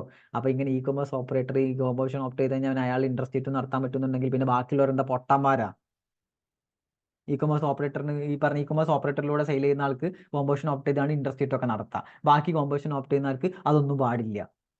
അത് ഇവിടുത്തെ ന്യായ പറ്റത്തില്ല. എല്ലാവർക്കും റൂൾ എല്ലാവർക്കും ഒരുപോലെയാണ്. അതിലിപ്പം ഇ കൊമേഴ്സോ ഫ്ലിപ്കാർട്ടിലൂടെ വിൽക്കുന്ന ആളാണെങ്കിലും നോർമലി വിൽക്കുന്ന ആളാണെങ്കിലും റൂൾ ഇസ് റൂൾ. അപ്പോൾ ഇവിടെ പറഞ്ഞ് ഇ കൊമേഴ്സ് ഓപ്പറേറ്ററിലൂടെ വിറ്റോ കുഴപ്പമില്ല, കോമ്പോഷൻ ഓപ്റ്റ് ചെയ്തോ കുഴപ്പമില്ല. പക്ഷേ ഇ കൊമേഴ്സ് ഓപ്പറേറ്ററിൽ എന്താ അലോ ചെയ്യാൻ പാടില്ല? ഇൻട്രസ്റ്റേറ്റ്. അപ്പോൾ ഫ്ലിപ്കാർട്ടിൽ ലിമിറ്റഡ് ആയിരിക്കും, ഇൻട്രസ്റ്റേറ്റ് അയാൾക്ക് സമ്മതിക്കില്ല. കേരള രജിസ്റ്റേർഡ് ആണെങ്കിൽ കേരളത്തിൽ മാത്രമേ വിൽക്കാൻ അയാൾക്ക് അലോ ചെയ്യുള്ളൂ. നല്ല പ്രൊവിഷൻ ആണെന്നാലും ദാറ്റ് മീൻസ് നല്ല പ്രൊവിഷൻ തന്നെയാണ്. കാരണം അങ്ങനെ വിൽക്കുന്ന ആൾക്കാർ ചെറുകിട ഒരുപാട് ആൾക്കാരുണ്ട്. ദാറ്റ് മീൻസ് ഫ്ലിപ്കാർട്ടിലൂടെ ക്രാഫ്റ്റ് ഒക്കെ വിൽക്കുന്ന ഒരുപാട് ആൾക്കാരില്ല. പ്രാക്ടിക്കൽ ആസ്പെക്റ്റിൽ this is a good thing. I think this is a good thing. നല്ലൊരു കാര്യമാണ്. ഞാൻ അതിനെ മോശമായി പറയുന്നില്ല. ദെൻ അടുത്തത് പിന്നെ ജനറൽ ആയിട്ടുള്ളതാണ്. E commerce operator tax collect ചെയ്യണം. TCS will be applicable. General point ആണ്. Then e commerce operator form 8 ഫയലും ചെയ്യണം. ഫോം GSTR 8 ഫയലും ചെയ്യണം. അപ്പോൾ നോർമൽ പോയിന്റ് ആണ്. അയാൾക്ക് എന്തായാലും മാൻഡേറ്ററി ആയിട്ട് ചെയ്തേ പറ്റും. ഇതാണ് important point. That means this one. That means e commerce operator അയാൾ എന്തിനും അലോ ചെയ്യില്ല, ഇന്റർസ്റ്റേറ്റ് സപ്ലൈ ഓഫ് ഗുഡ്സിന് അലോ ചെയ്യില്ല. ഇതൊക്കെ പാലിക്കേണ്ടത് ഇ കൊമേഴ്സ് ഓപ്പറേറ്റർ ആട്ടാ. മനസ്സിലായി? അതൊക്കെ ഇ കൊമേഴ്സ് ഓപ്പറേറ്റർ പാലിക്കണം, എന്നാലേ നമുക്ക് അതിലൂടെ സെയിൽ ചെയ്യാൻ പറ്റുള്ളൂ. Okay, so that's all about composition സ്കീമിലെ ഒരു എന്താ പറയുക അമെൻമെന്റ് ആയിരുന്നു. അടുത്തത് ഇത് വേണ്ട, ഇറ്റ്സ് നോട്ട് മച്ച് വലിയൊരു സംഭവമല്ല. ഓക്കെ, ഞാൻ എല്ലാം പറയുന്നില്ല, ചെറിയ പോയിന്റ്സ് ഒക്കെ ഞാൻ ഒഴിവാക്കുന്നുണ്ട്. വല്ലതും കൂടിയും പഠിച്ച് ഗേറ്റ് ഇതാക്കണമെന്നില്ല. എന്നാലും ഓൾമോസ്റ്റ് ഞാൻ കവറാണ്. ഫുൾ 100% അമെൻമെന്റ് ഞാൻ കവറാണ്. അടുത്തത് ഞാൻ പറഞ്ഞു സ്പെസിഫൈഡ് ആക്ഷനബിൾ ക്ലെയിം ഇടയ്ക്കിടയ്ക്ക് കയറി വരും ഞാൻ പറഞ്ഞിരുന്നു. അപ്പോൾ അടുത്തത് വീണ്ടും സ്പെസിഫൈഡ് ആക്ഷനബിൾ ക്ലെയിം കയറി വരിക കേട്ടോ. ഓക്കെ,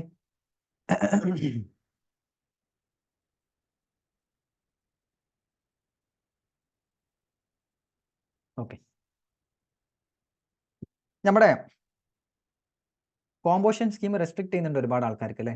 അതിലൊന്നായിരുന്നു മേലെ പറഞ്ഞ കേസ്.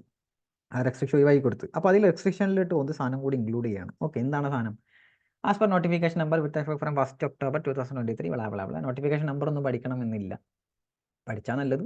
എഴുതി കൊടുത്തു കഴിഞ്ഞാൽ നല്ല കണ്ണ് തൊള്ളും നോക്കുന്ന ആളുടെ. തെറ്റിക്കഴിഞ്ഞാൽ അയാളുടെ കണ്ണ് വേറെ ഒക്കെങ്കിലും തള്ളിയിട്ട് നിങ്ങളെ മാർക്ക് പറ്റപ്പോവും. ഓക്കെ, ഇതാകരുത്. ഓക്കെ, തെറ്റരുത്. സെക്ഷനും നോട്ടിഫിക്കേഷൻ നമ്പറും വോട്ട് ചെയ്യുമ്പോൾ.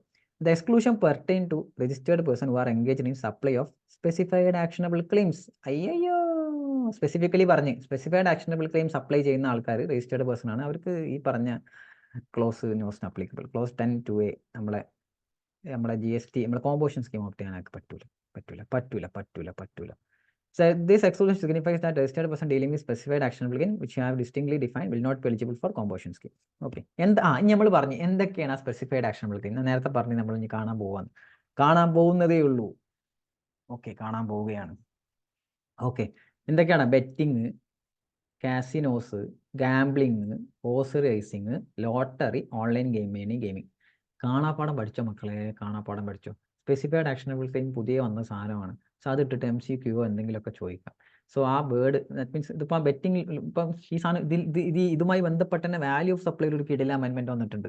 അത് CMA ഇൻ്ററാർക്ക് വരും വാല്യുവേഷൻ റൂൾസിൻ്റെ. കിടിലൻ. ഓക്കെ, പുതിയ റൂൾസ് വന്നിട്ടുണ്ട് ഇതിന് മാത്രമായിട്ട്. അപ്പോൾ ഇതിനൊക്കെ കൂടുതൽ ഇമ്പോർട്ടൻസ് ആയിപ്പോൾ. കാരണം ഇതൊക്കെ കൂടുതൽ ടെക്നോളജി എന്ന് വെച്ചാൽ നമ്മൾ ഇതിനനുസരിച്ച് അമെൻഡ് ആവണ്ടേ. ടെക്നോളജിക്ക് അനുസരിച്ച് GST ഒക്കെ അമെൻഡ് ആവണ്ടേ. അതിൻ്റെ ഭാഗമായിട്ടാണ് ഇതൊക്കെ. ഓക്കെ, അപ്പോൾ ഏതൊക്കെയാണ്? Betting, casinos, gambling, horse racing, lottery, online money gaming. Okay, അപ്പോൾ ഇതിനൊക്കെ സ്പെസിഫൈഡ് ആക്ഷനബിൾ ക്ലെയിംസ് ആണ് ഇവർക്ക്. സ്പെസിഫിക് ആക്ഷനബിൾ ക്ലെയിംസ് ആണ് ഇവർക്ക്. കോമ്പോസിഷൻ സ്കീം ഓപ്റ്റ് ചെയ്യാൻ പറ്റത്തില്ല. ഇവർ ഇത് സപ്ലൈ ചെയ്യുന്ന ആൾക്കാർക്ക്. സോ കോമ്പോസിഷനിൽ അമെൻമെന്റ്സും കഴിഞ്ഞു. ഇതുവരെയുള്ളതൊക്കെ ക്ലിയർ അല്ലേ? വളരെ സിമ്പിൾ അല്ലേ? GST is A really simple. IDT മൊത്തം റിയലി സിമ്പിൾ സബ്ജക്റ്റ്. ഈസിലി ഒരു 90 ഒക്കെ സ്കോർ ചെയ്യാം. കഴിഞ്ഞ പ്രാവശ്യം CMA ഉണ്ടല്ലോ 85, 86 ഒക്കെ സ്കോർ ചെയ്തവരുണ്ട് നമ്മളെ ക്ലാസ് കേട്ടിട്ട്. അൽഹംദുലില്ലാ എന്ന് പറയും. നല്ല സ്കോറിങ്, നല്ല ഗുഡ് മാർക്ക് സ്കോർ ചെയ്തു. ഓക്കെ, അപ്പോൾ ഇനി വരുന്ന ആൾക്കാർ ഇതേപോലെ 90 ഒക്കെ സ്കോർ ചെയ്യുക. 100 out of 100 ഒക്കെ സ്കോർ ചെയ്യുന്നവരുണ്ട്. പക്ഷെ അത് വേറെ സബ്ജക്റ്റിലാണ്. IDT ഒക്കെ സ്കോർ ചെയ്യുന്നത് കണ്ടിട്ടില്ല. പക്ഷെ ഇറ്റ്സ് പോസിബിൾ. ഓക്കെ, 100 of 100 പറയുകയാണെങ്കിൽ എനിക്കറിയാവുന്ന നിങ്ങൾക്ക് അറിയാവുന്ന ഒരു സാറായിരിക്കും. നമ്മൾ അഫ്സൽ ആലുങ്കൽ സാറില്ലേ? Afsal Alungal sir, special mentioning to Afsal Alungal സാറിന് ഐ തിങ്ക് SFM അങ്ങനെ ഫൈനലിൽ CMA ഫൈനലിലാണ് 100 out of 100 ആണ്. CA ഇന്ററിൽ FM-ലും 100 out of 100 ആണ്. 100 out of 100 സാർ പുള്ളിയാണ്. സാറെ പരിചയമുണ്ട് എനിക്ക്. അതുകൊണ്ട് പറഞ്ഞു, സാർ എന്നോട് പറഞ്ഞിരുന്നു. അതാണ് ഞാൻ ഇപ്പോൾ മെൻഷൻ ചെയ്തത്. ഓക്കെ, അറിയുന്നവർ അത് ഓക്കെ, ഞാൻ പറഞ്ഞു തന്നുള്ളൂ. Okay, special mentioning. Okay, advertisement അല്ല. ഓക്കെ, സാറിനോട് പറഞ്ഞത്. It's true. കള്ളല്ല. അങ്ങനെ സ്കോർ ചെയ്യണമെന്നുണ്ടെങ്കിൽ ഇറ്റ്സ് റിയലി ഹ്യൂജ് എന്ന് പറയാം. അടിപൊളിയാണ് അങ്ങനെ സ്കോർ ചെയ്യാന്നുണ്ടെങ്കിൽ. എനിക്ക് IDT നല്ല മാർക്ക് ഉണ്ടായിരുന്നു. വേറെ ഉള്ളതിലൊക്കെ മാർക്ക് കമ്മി ഉണ്ടായിരുന്നു. ഞാൻ എനിക്ക് തട്ടിമുട്ടി പാസ്സാവുന്ന ബിലോ ആവറേജ് ആയിട്ടുള്ള സ്റ്റുഡൻ്റ് ആണ്. അപ്പം പഠിക്കുക, അതിനനുസരിച്ച് എങ്ങനെയെങ്കിലും പാസ്സാവുന്ന രീതിയിലൊക്കെ അങ്ങനെയൊക്കെ പഠിച്ച് ഇപ്പോൾ എഴുതിയിട്ട് അങ്ങനെ പാസ്സാവുന്നതാണ് എൻ്റെ ലക്ഷ്യം. IDT നന്നായിട്ട് ഞാൻ പഠിച്ചിരുന്നു. നന്നായിട്ട് എഴുതി, നല്ല റിസൾട്ടിൽ എഴുതി, നല്ല മാർക്ക് കിട്ടി. ഫൈനലിൽ ഐ തിങ്ക് 77 മാർക്ക് ഉണ്ടായിരുന്നു. ഓക്കെ, ഞാൻ എന്നെ തന്നെ SP അടിച്ചതല്ലടാ. പക്ഷേ ഇറ്റ്സ് പോസിബിൾ. നമുക്ക് ഇഷ്ടമുള്ള സബ്ജക്റ്റ് ആണെങ്കിൽ എന്ത് ചെയ്യണമെന്ന് വെച്ചാൽ നമ്മൾ കൂടുതൽ മാർക്ക് സ്കോർ ചെയ്യാൻ ശ്രമിക്കണം. That's my point. നിങ്ങൾക്ക് ഇഷ്ടമുള്ള സബ്ജക്റ്റ് നിങ്ങൾ കണ്ടെത്തുക, അതിൽ മാക്സിമം സ്കോറുകൾ പ്രൊവൈഡ് എടുക്കുക. ഓക്കെ, എനിക്ക് ഇഷ്ടമുള്ള സബ്ജക്റ്റ് IDT ആയിരുന്നു. അപ്പോൾ ഐ സ്കോർഡ് മാക്സിമം. എനിക്ക് ഇഷ്ടമില്ലാത്ത സബ്ജക്റ്റ് ആയിരുന്നു കോസ്റ്റിംഗ്. I scored low. DTയിൽ നല്ല മാർക്ക്. DTയിൽ ആദ്യമൊക്കെ എഴുതിയപ്പോൾ നല്ല മാർക്ക് ഉണ്ടായിരുന്നു. പിന്നെ മാർക്ക് ലാസ്റ്റ് കുറച്ച് ടഫ് എക്സാം ആയി. അപ്പോൾ മാർക്ക് കുറച്ച് കുറഞ്ഞു. എന്നാലും 48, 49 അങ്ങനെ എന്തോ ഉണ്ടായിരുന്നു. ഓക്കേടാ, അത് ഫൈനലിൻ്റെ കേസാണ്. ഇന്ററിൽ കണക്കാനാടാ.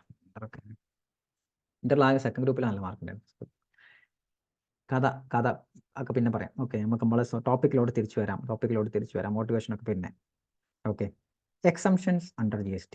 ഓക്കെ, വളരെ സിമ്പിളാണ്. ഭയങ്കര കോംപ്ലിക്കേറ്റഡ് ആയിട്ടുള്ള സാധനങ്ങളൊന്നും ഇല്ല. എക്സംഷൻ പഠിക്കാൻ നിങ്ങൾക്ക് ഭയങ്കര കോംപ്ലിക്കേറ്റഡ് ആയിരിക്കും. ഭയങ്കര ലെങ്തി സാധനമല്ല. പക്ഷേ എക്സംഷൻ പഠിക്കാനുള്ള ഒരു ടിപ്പ് എഴുതി വെച്ചോ. എക്സംഷൻ പഠിക്കാനുള്ള tip: questions, number of questions increase ചെയ്ത് അല്ലാണ്ട് പഠിക്കുക. നമ്പർ ഓഫ് ക്വസ്റ്റ്യൻസ് കണ്ടമാനാണ്ട് ചെയ്യുക.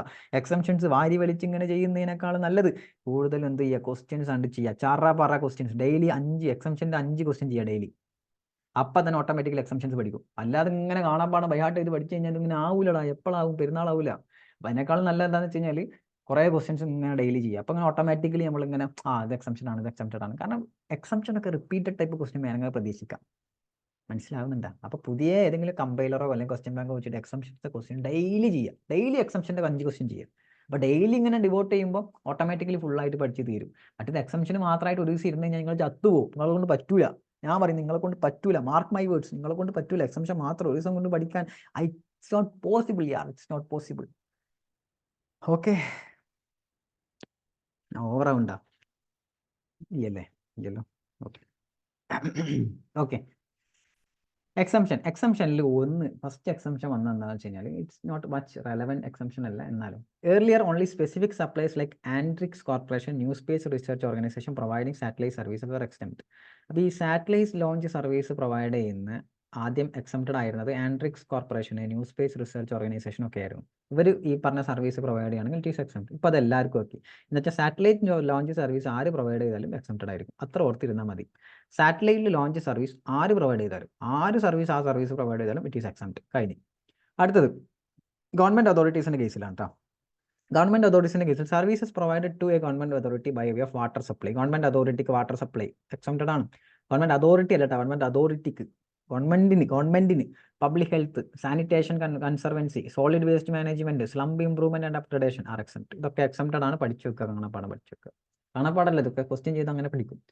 ഇനി എക്സംഷൻസിൽ ഒരു ഇമ്പോർട്ടൻറ്റ് പ്രൊവിഷൻ വന്നത് റെയിൽവേൻ്റെ കേസാണ്. കാരണം എല്ലായിടത്തും ഈ പറഞ്ഞ എഫക്ട് ചെയ്തിട്ടുണ്ട് റെയിൽവേൻ്റെ.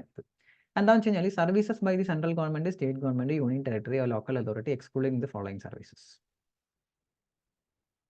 എടാ, നമ്മളെ central government, state government, union territory, local authority ഇവരൊക്കെ ചെയ്യുന്ന സർവീസസ് എക്സംപ്റ്റഡ് ആണോ? എക്സംപ്റ്റഡ് ആണ്. പക്ഷേ എക്സെപ്റ്റ് ചെയ്ത് താഴെ പറയുന്നതൊന്നും എക്സംപ്റ്റഡ് അല്ല. എന്തൊക്കെയാടാ? ഒന്ന്, ഡിപ്പാർട്ട്മെന്റ് ഓഫ് പോസ്റ്റ് എക്സംപ്റ്റഡ് അല്ല. അതിൽ ഒന്നും കൂടി എഴുതി ചേർത്തു. എന്താണത്? Ministry of railways, Indian railway provide ചെയ്യുന്ന സർവീസ് ഈസ് നോട്ട് എക്സംപ്റ്റഡ്. അതും GST വരും. Okay. Then service in relation ബാക്കിയൊക്കെ സെയിം ആണ്. Aircraft vessel, then transport of goods or passengers, any service other than services covered in A2C provided to business entities are exempt. അപ്പോൾ എന്തൊക്കെയാണ്? Services by central government, state government, union territory or local authority excluding the following services are exempt. Excluding the following services are exempt. Okay. അപ്പോൾ ഏതൊക്കെ അതിൽ include ചെയ്തത് ministry of railways ആണ്. Important ഓർത്ത് വെക്കുക. Railway ministry of railway, Indian റെയിൽവേൻ്റെ service is taxable, is not exempt. അടുത്തത് വന്നത് service provided by central government. ഇവിടെയും എഫക്റ്റ് തന്നെയാണ് സെയിം. മിനിസ്ട്രി ഓഫ് തന്നെ മേജറായിട്ട് വന്ന അമെൻമെന്റ്. By the central government, state government, unit to a business entity having turnover up to specified limits eligible for exemption. നമ്മളെ ഈ service central government, state government ഒരു business എൻറ്റിറ്റിക്ക് provide ചെയ്യാണ്. ആ ബിസിനസ് എൻറ്റിറ്റി നിങ്ങൾ ഓൾറെഡി പഠിച്ചിട്ടുണ്ടോ? Business entity taxable limit, turnover ലിമിറ്റിനെക്കാളും താഴെയാണെന്നുണ്ടെങ്കിൽ അവർ ആ എക്സംപ്റ്റഡ് ആണല്ലോ. അത് പ്രൊവിഷൻ സെയിം. പക്ഷെ അവിടെ എക്സെപ്റ്റ് ചെയ്ത് വന്നു. എക്സെപ്റ്റ് ചെയ്തിട്ടുണ്ട് ഡിപ്പാർട്ട്മെന്റ് ഓഫ് പോസ്റ്റ്. ഇതൊക്കെ എക്സെപ്റ്റ് മീൻസ് അവിടെ വരില്ല. അത് ലിമിറ്റിൽ വരില്ല, അതിൽ വരില്ല. അപ്പോൾ അതിലൊരും കൂടി ആഡ് ചെയ്തിട്ടാണ് ഡിപ്പാർട്ട്മെന്റ് ഓഫ് പോസ്റ്റിൻ്റെ കൂടെ മിനിസ്ട്രി ഓഫ് റെയിൽവേസും കൂടി ആഡ് ചെയ്തു. സിമ്പിൾ പ്രൊവിഷൻ, കാര്യമായിട്ട് ബേജാറാവേണ്ട കാര്യമൊന്നുമില്ല. സാധാരണ ഈ പറഞ്ഞ 4 ടാക്സബിൾ ആണ്, എക്സംപ്റ്റഡ് അല്ല. അതിൻ്റെ കൂടെ എന്ത് വന്ന്? മിനിസ്ട്രി ഓഫ് റെയിൽവേസും കൂടി വന്നു. അത്രേ ഉള്ളൂ. I think it's manageable. Okay, ഞാൻ കൂടുതൽ എക്സ്പ്ലെയിൻ ചെയ്യാൻ നിൽക്കുന്നില്ല. Services provided by services provided by ഒരു സെൻട്രൽ ഗവൺമെന്റ്, സ്റ്റേറ്റ് ഗവൺമെന്റ് അല്ലെങ്കിൽ union territory, local authority to another central government, state government, local authority exempted ആണ്. പക്ഷേ അവിടെ എക്സെപ്റ്റ് ചെയ്ത് അവിടെയും ഇതേ സാധനം തന്നെ. Department of post, rail relation to aircraft, transport of goods or passengers are exempted. പക്ഷേ അവിടെയും വന്നത് എന്താ? മിനിസ്ട്രി ഓഫ് റെയിൽവേസിന്റെ കേസ് എക്സ്ട്രാ വന്നു. Okay, same, not much relevant. Again വീണ്ടും അതേപോലത്തെ പ്രൊവിഷൻ തന്നെ. Services provided by central government, state government, union territory, local authority where consideration of such service is not exceed 5,000 rupees. 5,000 exceed ചെയ്യാത്ത service ആണെങ്കിൽ it's exempt. അതിൽ തന്നെ except ചെയ്തു department of post, അവിടെ ministry of railways വന്നു. In relation to aircraft vessel, transportation goods. അപ്പോൾ ഒന്നുമില്ല. നമ്മൾ എക്സംഷൻസിൽ മേജറായിട്ട് വന്ന എക്സംഷൻ എന്താണ്? ഡിപ്പാർട്ട്മെന്റ് ഓഫ് പോസ്റ്റ് എക്സംപ്റ്റഡ് അല്ല, ടാക്സബിൾ ആണ്. അതിൻ്റെ കൂടെ എന്തുകൂടി വന്ന്? റെയിൽവേ. അപ്പോൾ ഇവിടെ അത് വന്നാലും railway, ministry of railways, Indian റെയിൽവേസിന്റെ സർവീസും കൂടി നിങ്ങൾ കണക്കാക്കണം. ഓക്കെ. പക്ഷേ ഇനി ട്വിസ്റ്റ് അല്ല, ഒരു ചെറിയ എന്താ പറയാ, ഒരിത്. അപ്പോൾ എക്സംപ്റ്റൻ്റെ കാര്യം നമ്മൾ സംസാരിച്ചു. പിന്നെ എടുക്കാം. ഓക്കെ. അടുത്തത് വരുന്നത് ഡ്യൂ ടു അബവ് അമെൻമെന്റ്സ് consequent change have made in RCM. RCMൽ ചെറിയൊരു ചേഞ്ച് അതിൻ്റെ റിലേറ്റഡ് ആയിട്ട് വന്നു. അയ്യോ, RCMൽ ചേഞ്ച്, എന്ത് ചേഞ്ച്? RCMൽ ഇനി എന്ത് ചേഞ്ച്? RCMൽ ഒന്നുമില്ലടാ. ഈ പറഞ്ഞ അവിടെ ഒരു പ്രൊവിഷൻ ഉണ്ടായിരുന്നല്ല, നമ്മൾ ഈ സെൻട്രൽ ഗവൺമെന്റ്, സ്റ്റേറ്റ് ഗവൺമെന്റ് ഒരു ബിസിനസ് എൻറ്റിറ്റിക്ക് ഒരു സർവീസ് പ്രൊവൈഡ് ചെയ്യുകയാണെന്നുണ്ടെങ്കിൽ സർവീസ് കിട്ടുന്ന ബിസിനസ് എൻറ്റിറ്റി എന്ത് ചെയ്യണം? RCM അടക്കണം. RCMൽ അയാളാണ് എന്ത് ടാക്സബിൾ ടാക്സ് ലയബിലിറ്റി വരുന്നത് എന്നുള്ള പ്രൊവിഷൻ ഉണ്ടായിരുന്നല്ലോ. ഉണ്ടായിരുന്നു. ഓക്കെ, അപ്പോൾ അവിടെ എന്തായിരുന്ന പ്രൊവിഷൻ ഞാൻ വായിച്ചു നോക്കാം. ഞാൻ ഈ കൂടുതൽ പറഞ്ഞ് വെറുപ്പിക്കുന്നില്ല. Services supplied by the central government, state government, union territory, local authority, court അല്ലെങ്കിൽ tribunal to a business entity. Okay, excluding running of movable property, service of department of post and ministry of railways, transportation of goods, aircraft. That means ഒരു central government state government ഒരു business എൻറ്റിറ്റിക്ക് ഒരു service provide ചെയ്യാന്നുണ്ടെങ്കിൽ that means അവിടെ business entity ആണ് എന്ത് ചെയ്യേണ്ടത്, tax liability വരിക. ഓക്കെ, അവിടെ ഈ ലിമിറ്റിൻ്റെ കേസൊക്കെ ഉണ്ട്, നിങ്ങൾ നോക്കുക. അഗ്രിഗേറ്റ് ആണ്, ഓർ എക്സീഡ് ചെയ്തിട്ടില്ലെങ്കിൽ വരില്ല, എക്സംഷൻ ആണ് ഒക്കെ പറയുന്നുണ്ട്. ഓക്കെ, അത് വിടും. അതല്ലാതെ നോർമലായിട്ട് പറയുകയാണെങ്കിൽ ഒരു central government, state government, local authority ഒരു ബിസിനസ് എൻറ്റിറ്റിക്ക് സർവീസ് പ്രൊവൈഡ് ചെയ്യാന്നുണ്ടെങ്കിൽ ബിസിനസ് എൻറ്റിറ്റിയാണ് ടാക്സ് ലയബിലിറ്റി വരെ RCM അപ്ലിക്കബിൾ ആവുന്നുണ്ട്. അവിടെ എക്സ്ക്ലൂഡ് ചെയ്യപ്പെട്ട സർവീസസ് ഏതൊക്കെയാണ്? ഒന്ന്, റെന്റിംഗ് ഓഫ് മൂവബിൾ പ്രോപ്പർട്ടിയാണ്. Services by the department of post ആണ് ആൻഡ് മിനിസ്ട്രി ഓഫ് റെയിൽവേസ് ആണ്. Service in relation to aircraft ആണ്. അവിടെ എക്സ്ട്രാ വന്നത് എന്താണ്? ഒന്നുമില്ല, എക്സ്ട്രാ വന്നത് ഇന്ത്യൻ റെയിൽവേൻ്റെ കാര്യം മാത്രം. ആ ഡിപ്പാർട്ട്മെന്റ് ഓഫ് പോസ്റ്റിന്റെ കൂടെ ഇന്ത്യൻ റെയിൽവേസും കൂടി വന്നു, അത്രയേ ഉള്ളൂ, വേറെ ചേഞ്ചസ് ഒന്നുമില്ല. ഓക്കെ, RCM അടുത്തത് ഇമ്പോർട്ടൻ്റ് ആയിട്ടുള്ള പ്രൊവിഷൻസ് ആണ്. RCM പഠിക്കാതെ പോയിട്ട് കാര്യമില്ല. RCM ഇമ്പോർട്ടൻ്റ് ആണ്, നിങ്ങൾ പഠിച്ചിരിക്കണം. ഓക്കെ, അടുത്തത് നോക്കാം. അപ്പോൾ എക്സംഷൻസും നമ്മൾ തീർത്തു, എക്സംഷൻസും കഴിഞ്ഞു. ഓക്കെ, അടുത്തത് വാല്യൂ ഓഫ് സപ്ലൈയിൽ വന്ന ഒരു അമെൻമെൻ്റ് ആണ്. ഇത് ഞാൻ ഭയങ്കര ഇമ്പോർട്ടൻ്റ് ആണെന്ന് പറയുന്നില്ല, പ്രാക്ടിക്കൽ ആസ്പെക്റ്റിൽ ഇത് ചില ബുക്കിലൊന്നും ഇല്ലാന്ന് തോന്നുന്നു ഈ പറഞ്ഞ അമെൻമെൻറ്റ് കേട്ടോ. ഞാൻ ചിലതിൽ കണ്ടില്ല, എന്നാലും ഇതൊരു അമെൻമെൻ്റ് ആണ്. സർക്കുലർ വന്നാണ്, ഇറ്റ്സ് എ ക്ലാരിഫിക്കേഷൻ. സർക്കുലർ വന്നാണ്, ഒരു വാറണ്ടി റിലേറ്റഡ് ആയിട്ടുള്ള ഒരു കേസാണ്. വെറുതെ ഇങ്ങനെ കേട്ടിരിക്കുക, നമ്മളിങ്ങനെ കേട്ടിരിക്കുമല്ലോ, ഇങ്ങനെ കേട്ടിരിക്കുക. ഓക്കെ, വാറണ്ടി റിലേറ്റഡ്, അത് മാത്രമേ ഉള്ളൂ വാല്യൂ ഓഫ് സപ്ലൈയിൽ. അതാണ് മെയിൻ ആയിട്ടുള്ള ഒരു സാധനം. പിന്നെ ഈ പറഞ്ഞ ഓൺലൈൻ ഗെയിമിങ്ങിൻ്റെ കേസിലൊരു അമെൻമെൻറ്റ് വന്ന റൂൾസിൽ, വേറെ അമെൻമെൻറ്റ്സ് ഒന്നും അതിലില്ല. ഓക്കെ, നമുക്കത് നോക്കിയിട്ട് തിരിച്ചു വരാം. എളുപ്പമാണ്, ഇങ്ങനെ കേട്ടിരിക്കുക. ഞാൻ അങ്ങനെ വായിക്കും, ഇങ്ങനെ കേട്ടിരിക്കുക, അങ്ങനെ വായിക്കും, നിങ്ങളിങ്ങനെ കേട്ടിങ്ങനെ ഇരിക്കുക. ഓക്കെ, നോക്കണം. വാല്യൂ സപ്ലൈയിൽ വന്ന അമെൻമെൻറ്റ്, ഇത് clarification of taxability of warranty contracts ആണ്. വാറണ്ടി, ഇത് ഇൻട്രസ്റ്റിംഗ് ആണ്, അത് ഞാൻ പറയാം. വാറണ്ടി കോൺട്രാക്ട്സ്, ഈ വാറണ്ടി കൊടുക്കുമല്ലോ അല്ലേ, വാറണ്ടി കൊടുക്കും. ഓക്കെ, ഇത്ര പീരീഡിന് വാറണ്ടി കൊടുക്കും. അപ്പോൾ ഇവിടെ നോക്കാം, where the value of original supply of goods provided along with the warranty by the manufacturer to the customer includes likely cost of replacement or parts or repair services to be incurred during the warranty period. അപ്പോൾ ഈ warranty കൊടുക്കുക എന്ന് പറയുമ്പോൾ means supply, value of സപ്ലൈൻ്റെ കൂടെ ഈ വാറണ്ടിയുടെ amount കൂടി ഉണ്ടാവും, inclusive എന്നുള്ള രീതിയിലാണ് കണക്കാക്കുക. അപ്പോൾ അതുകൊണ്ട് തന്നെ ആ ടാക്സ്, ദാറ്റ് മീൻസ് ആ ഇൻക്ലൂസീവ് ആ എമൗണ്ടിൽ വാറണ്ടിയുടെ എമൗണ്ടും കൂടി ഉണ്ടല്ലോ, അപ്പോൾ അതിൻ്റെ ടാക്സും അപ്പം തന്നെ പെയ്ഡുമാണ്. ഓക്കെ, ദാറ്റ് മീൻസ് വാറണ്ടിക്ക് ആയിട്ടുള്ള എക്സ്ട്രാ എമൗണ്ട് ഇവർ ഉണ്ടാവും, അത് ഇൻക്ലൂസീവ് ആയിട്ടാണ് കണക്കാക്കുക. ഓക്കെടാ, അപ്പം ഈ വാറണ്ടി അവർ യൂട്ടിലൈസ് ചെയ്ത് തിരിച്ചു തരുന്നത്, അപ്പോൾ നമ്മൾ ഫ്രീ ആയിട്ട് അത് റീപ്ലേസ് ചെയ്ത് കൊടുക്കും, അല്ലെങ്കിൽ ഫ്രീ ആയിട്ട് നമ്മൾ പാർട്സ് സർവീസ് ചെയ്ത് കൊടുക്കും, അങ്ങനെ ചെയ്യും. അപ്പോൾ അങ്ങനെ വരുമ്പോൾ ഇവിടെ GST അഗെയിൻ പേ ചെയ്യേണ്ട ആവശ്യമുണ്ടോ? Thus no GST shall be payable on such freely replaced parts. Freely replace ചെയ്യുന്ന കേസിൽ GST പേ ചെയ്യേണ്ട ആവശ്യമില്ല. No ITC shall be, ITC reverse ചെയ്യേണ്ട കേസ് ഒന്നുമില്ല, ജസ്റ്റ് അത് റീപ്ലേസ് ചെയ്ത് കൊടുത്താൽ മതി, വേറെ പ്രശ്നങ്ങളൊന്നുമില്ല എന്ന് പറഞ്ഞു. കാരണം അത് വാറണ്ടി കോസ്റ്റ് ഓൾറെഡി ഇൻക്ലൂഡഡ് ആണ്, ആ cost of replacement already included ആണ് ആ വാല്യൂ ഓഫ് സപ്ലൈയിൽ, അത് ഓൾറെഡി അതിൻ്റെ ടാക്സും പെയ്ഡ് ആണ്.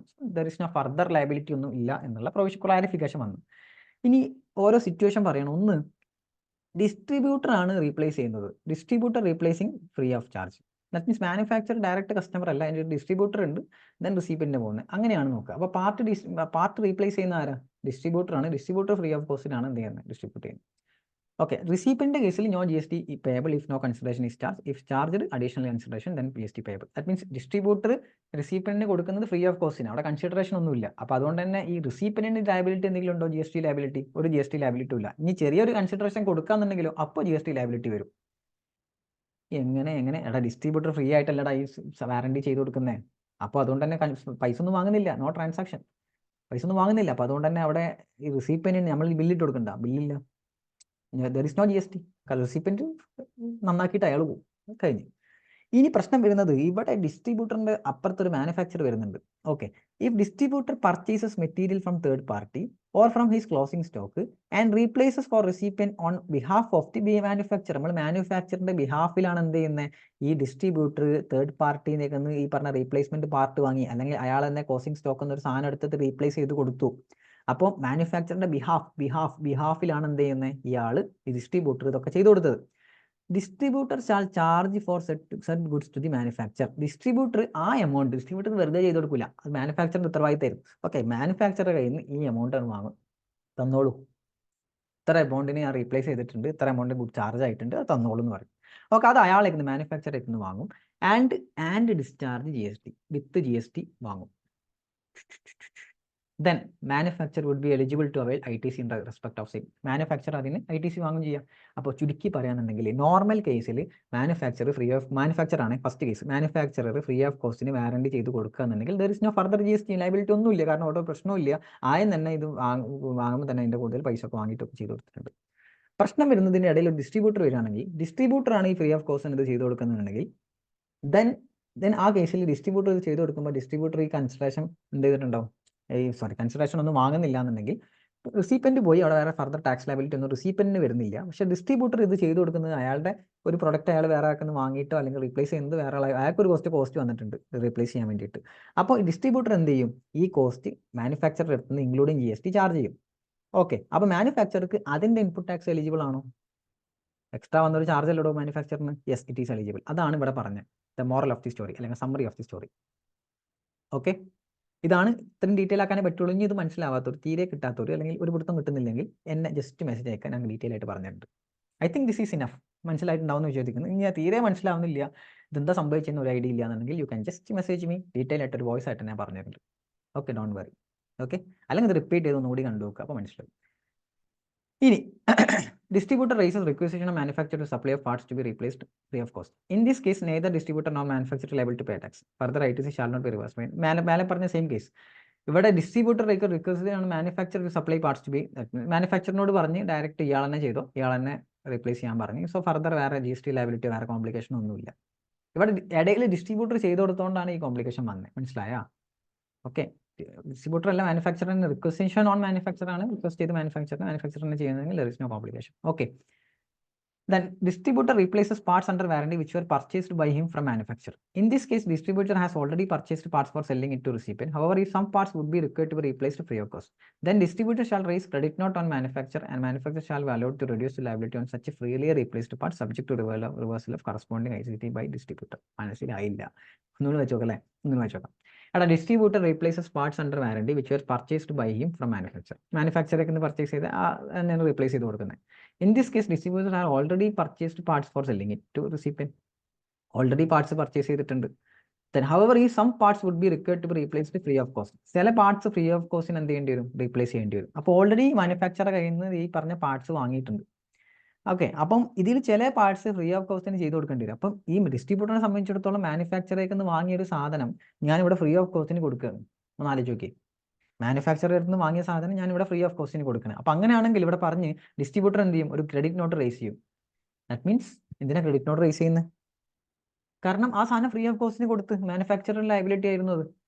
Okay, and manufacturer shall be allowed to reduce the liability on such a freely replaced parts and subject to reversal of corresponding ITC by distributor. Distributor എന്ത് ചെയ്യാം, purchase ചെയ്തതിന്റെ that means അവിടെ മാനുഫാക്ചറിന്റെ ബിഹാഫിൽ ഈ distributor ചെയ്ത് കൊടുക്കല്ലേ.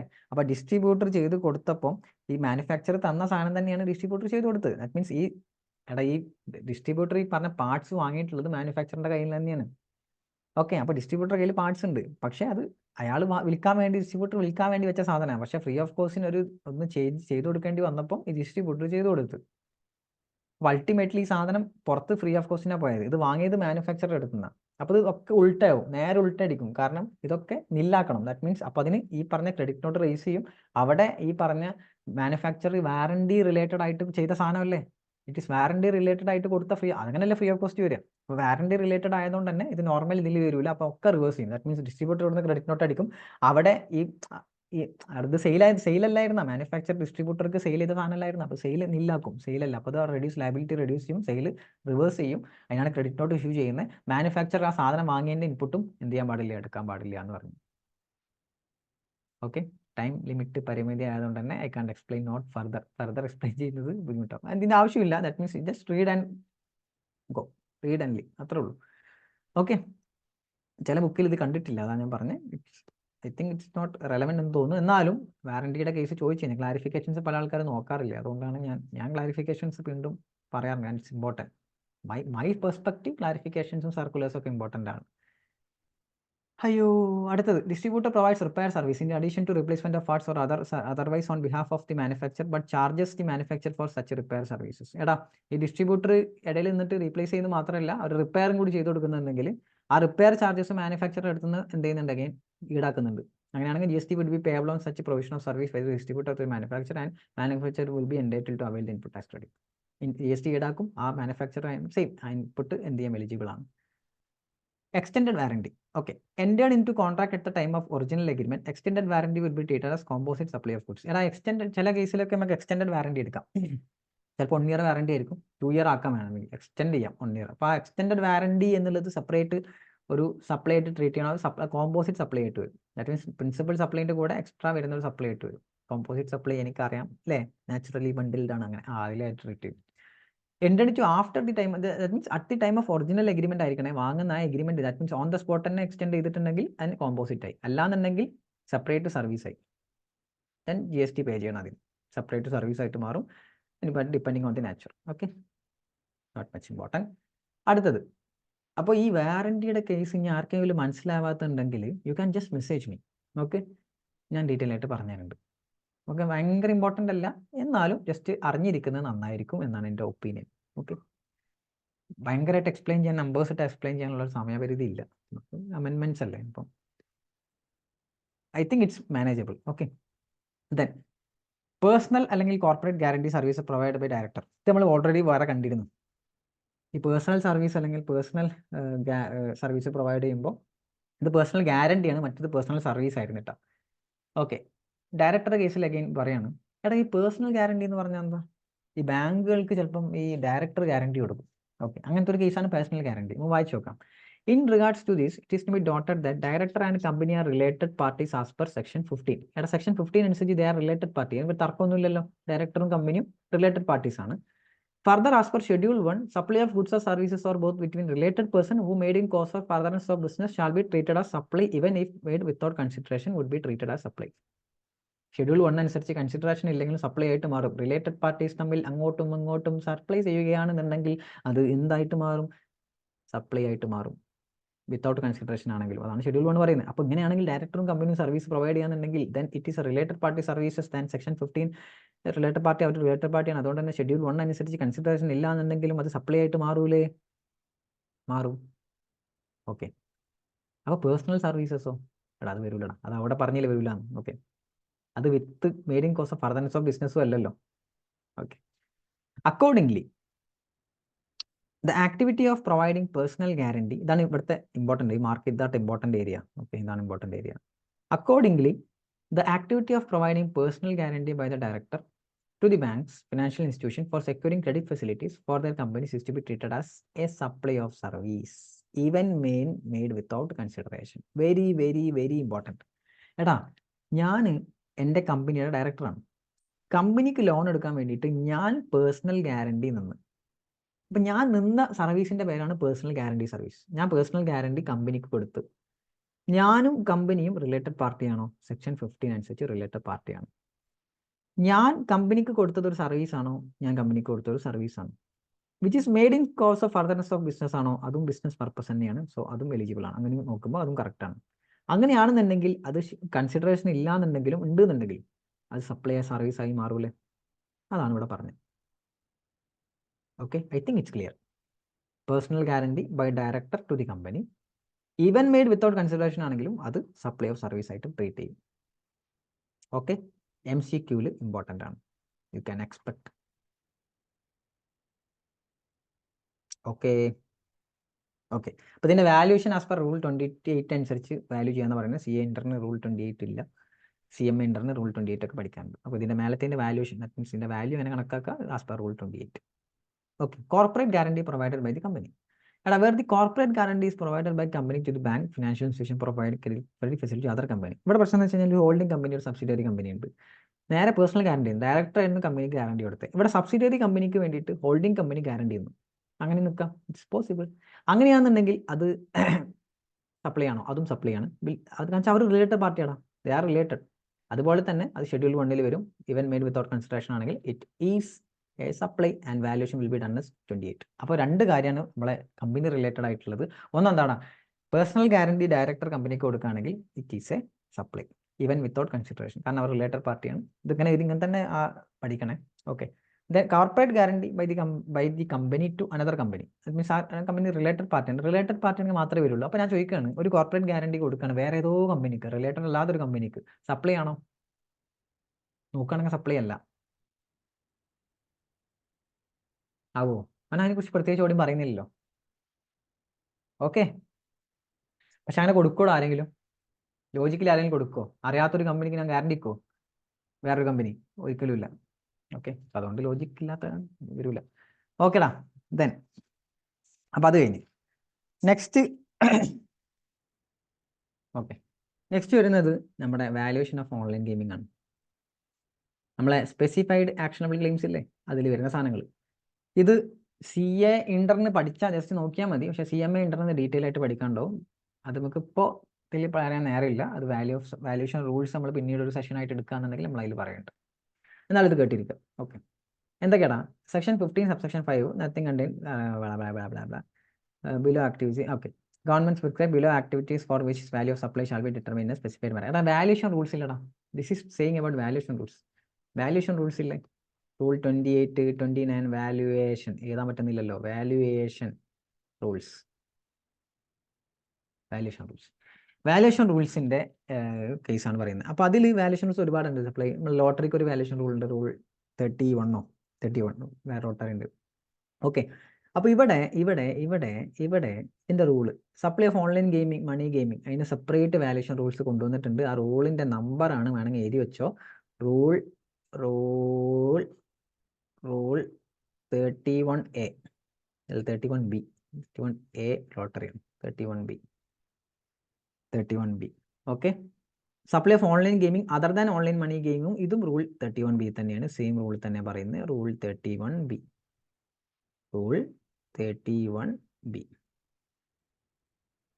Okay, supply of actionable claims in casinos, ഇത് rule 31C. Rule 31C. ഓക്കെടാ, okay അല്ലേ? ഓക്കെ, അപ്പോൾ ഈ 3 റൂൾസ് എക്സ്ട്രാ വന്നിട്ടുണ്ട്. അതാണ് ഇവിടെ വന്ന അമെൻമെന്റ്.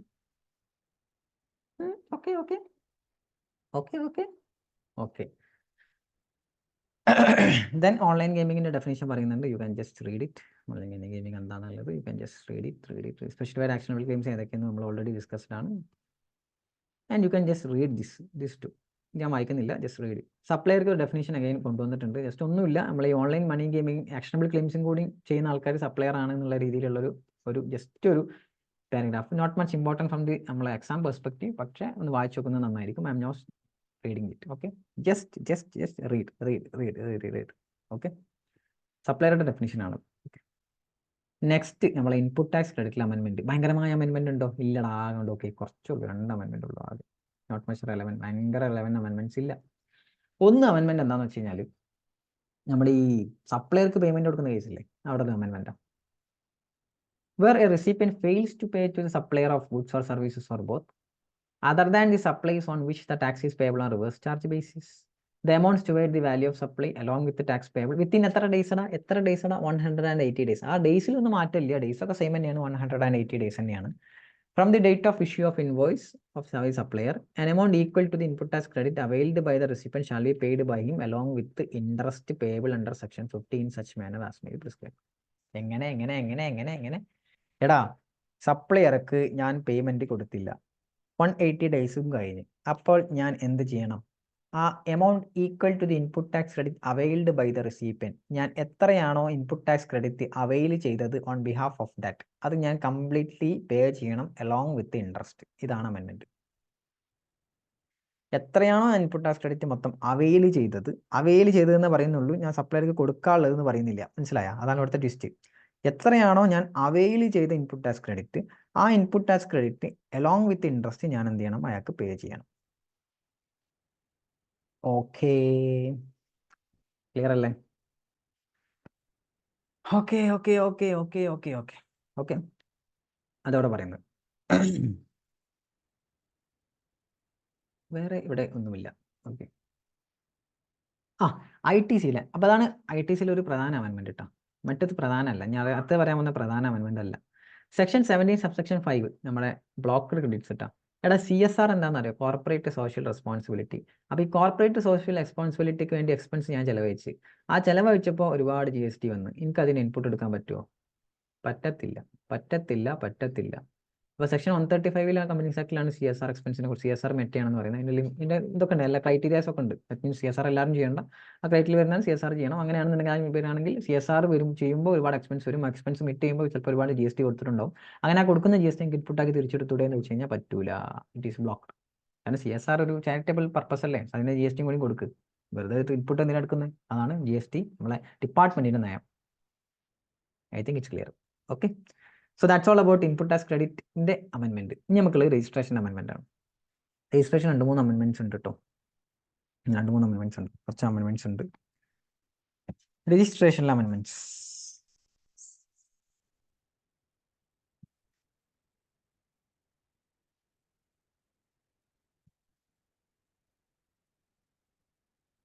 ഓക്കെ. രജിസ്ട്രേഷൻ അമെൻമെന്റ്സ് നോക്കാം. അവിടെ രജിസ്ട്രേഷൻ അമെൻമെന്റ്സ് പറയുന്നത്, ഒന്ന് സെക്ഷൻ 23 ഒരു രജിസ്ട്രേഷൻ എക്സംപ്റ്റ് ചെയ്ത കേസ് ഉണ്ടായിരുന്നു. ഓക്കെ, ഇത് ചിലപ്പോൾ നിങ്ങൾക്ക് ഇനി കോൺഫ്ലിക്റ്റ് ആവുമെന്ന് അറിയില്ല ഞാൻ പറയുമ്പോൾ. ഓക്കെ, ഐ തിങ്ക് നമുക്ക് വായിച്ചു നോക്കാം. Okay, person not liable for registration. Section 23 registration liable അല്ല എന്നുള്ളൊരു കേസ് പറയുന്നത്. ഓക്കെ, താഴെ പറയുന്ന ആൾക്കാർ രജിസ്ട്രേഷൻ എടുക്കണ്ട. ഓക്കെ, സെക്ഷൻ 23 വരുന്ന ആൾക്കാർ രജിസ്ട്രേഷൻ എടുക്കണ്ട. സെക്ഷൻ 22 എന്തിനാ ഡീൽ ചെയ്യുന്നത്? ദാറ്റ് മീൻസ് രജിസ്ട്രേഷൻ എടുക്കേണ്ട കേസാണ് പറയുന്നത്. Section 24 compulsory registration. അപ്പോൾ 22 ലിമിറ്റാണ് പറയുന്നത് രജിസ്ട്രേഷൻ എടുക്കേണ്ടത്. 24 കമ്പൾസറി ആയിട്ട് രജിസ്ട്രേഷൻ എടുക്കേണ്ട കേസാണ് പറയുന്നത്. 23 രജിസ്ട്രേഷൻ എടുക്കേണ്ടാത്ത case, that means not liable for registration ആണ് പറയുന്നത്. ഇവിടെ പ്രശ്നം, a person is except from registration under 23. Section 23 അനുസരിച്ച് ഞാൻ എക്സംപ്റ്റഡ് ആണ്. ഓക്കെ, സെക്ഷൻ 23 അനുസരിച്ച് I'm exempted. However section 24 mandates compulsory registration. അപ്പം ഞാൻ 23 വരുന്ന ഒരാളാണ്, പക്ഷേ സെക്ഷൻ 24 കമ്പൾസറി രജിസ്ട്രേഷനും വരുന്നുണ്ട്. അപ്പോൾ രണ്ടും വന്ന്. Okay, said person would not be liable to obtain registration. Very important. അങ്ങനെയാണെങ്കിൽ രജിസ്ട്രേഷൻ എടുക്കേണ്ടതാണ്. സെക്ഷൻ 23 മാത്രം നോക്കിയാൽ മതി. അത് മീൻസ് രണ്ട് സെക്ഷൻ കോൺഫ്ലിക്റ്റ് ആയി. ദാറ്റ് മീൻസ് സെക്ഷൻ 23 അനുസരിച്ച് I am not liable for registration. പക്ഷേ കമ്പൾസറി രജിസ്ട്രേഷനിൽ ഞാൻ വന്ന് പെട്ടും ചെയ്തു. അപ്പോൾ സെക്ഷൻ 23 ഹിറ്റ് ചെയ്ത് 24 ഹിറ്റ് ചെയ്തു. അപ്പോൾ ഇതിൽ ഹിറ്റ് ചെയ്തത് ഏത് ഞാൻ അപ്ലൈ ചെയ്യും? അപ്പോൾ പറഞ്ഞ് നിങ്ങൾ രജിസ്ട്രേഷൻ എടുക്കേണ്ട 23 അനുസരിച്ച് തന്നെ പൊക്കോന്ന് പറയും.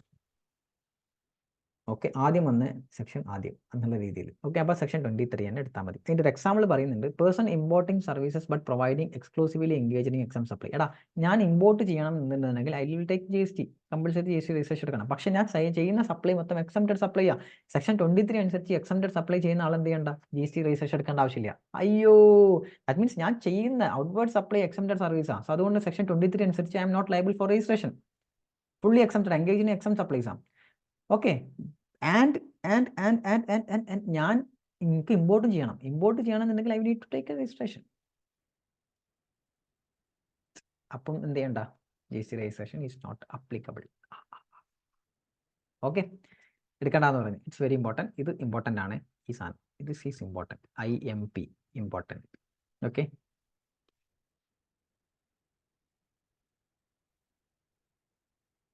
അയ്യോ,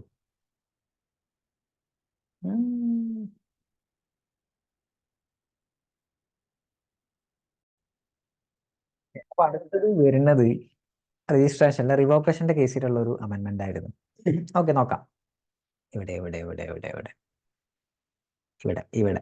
ഓക്കെ, റിവോക്കേഷൻ എന്താണെന്ന് അറിയില്ല.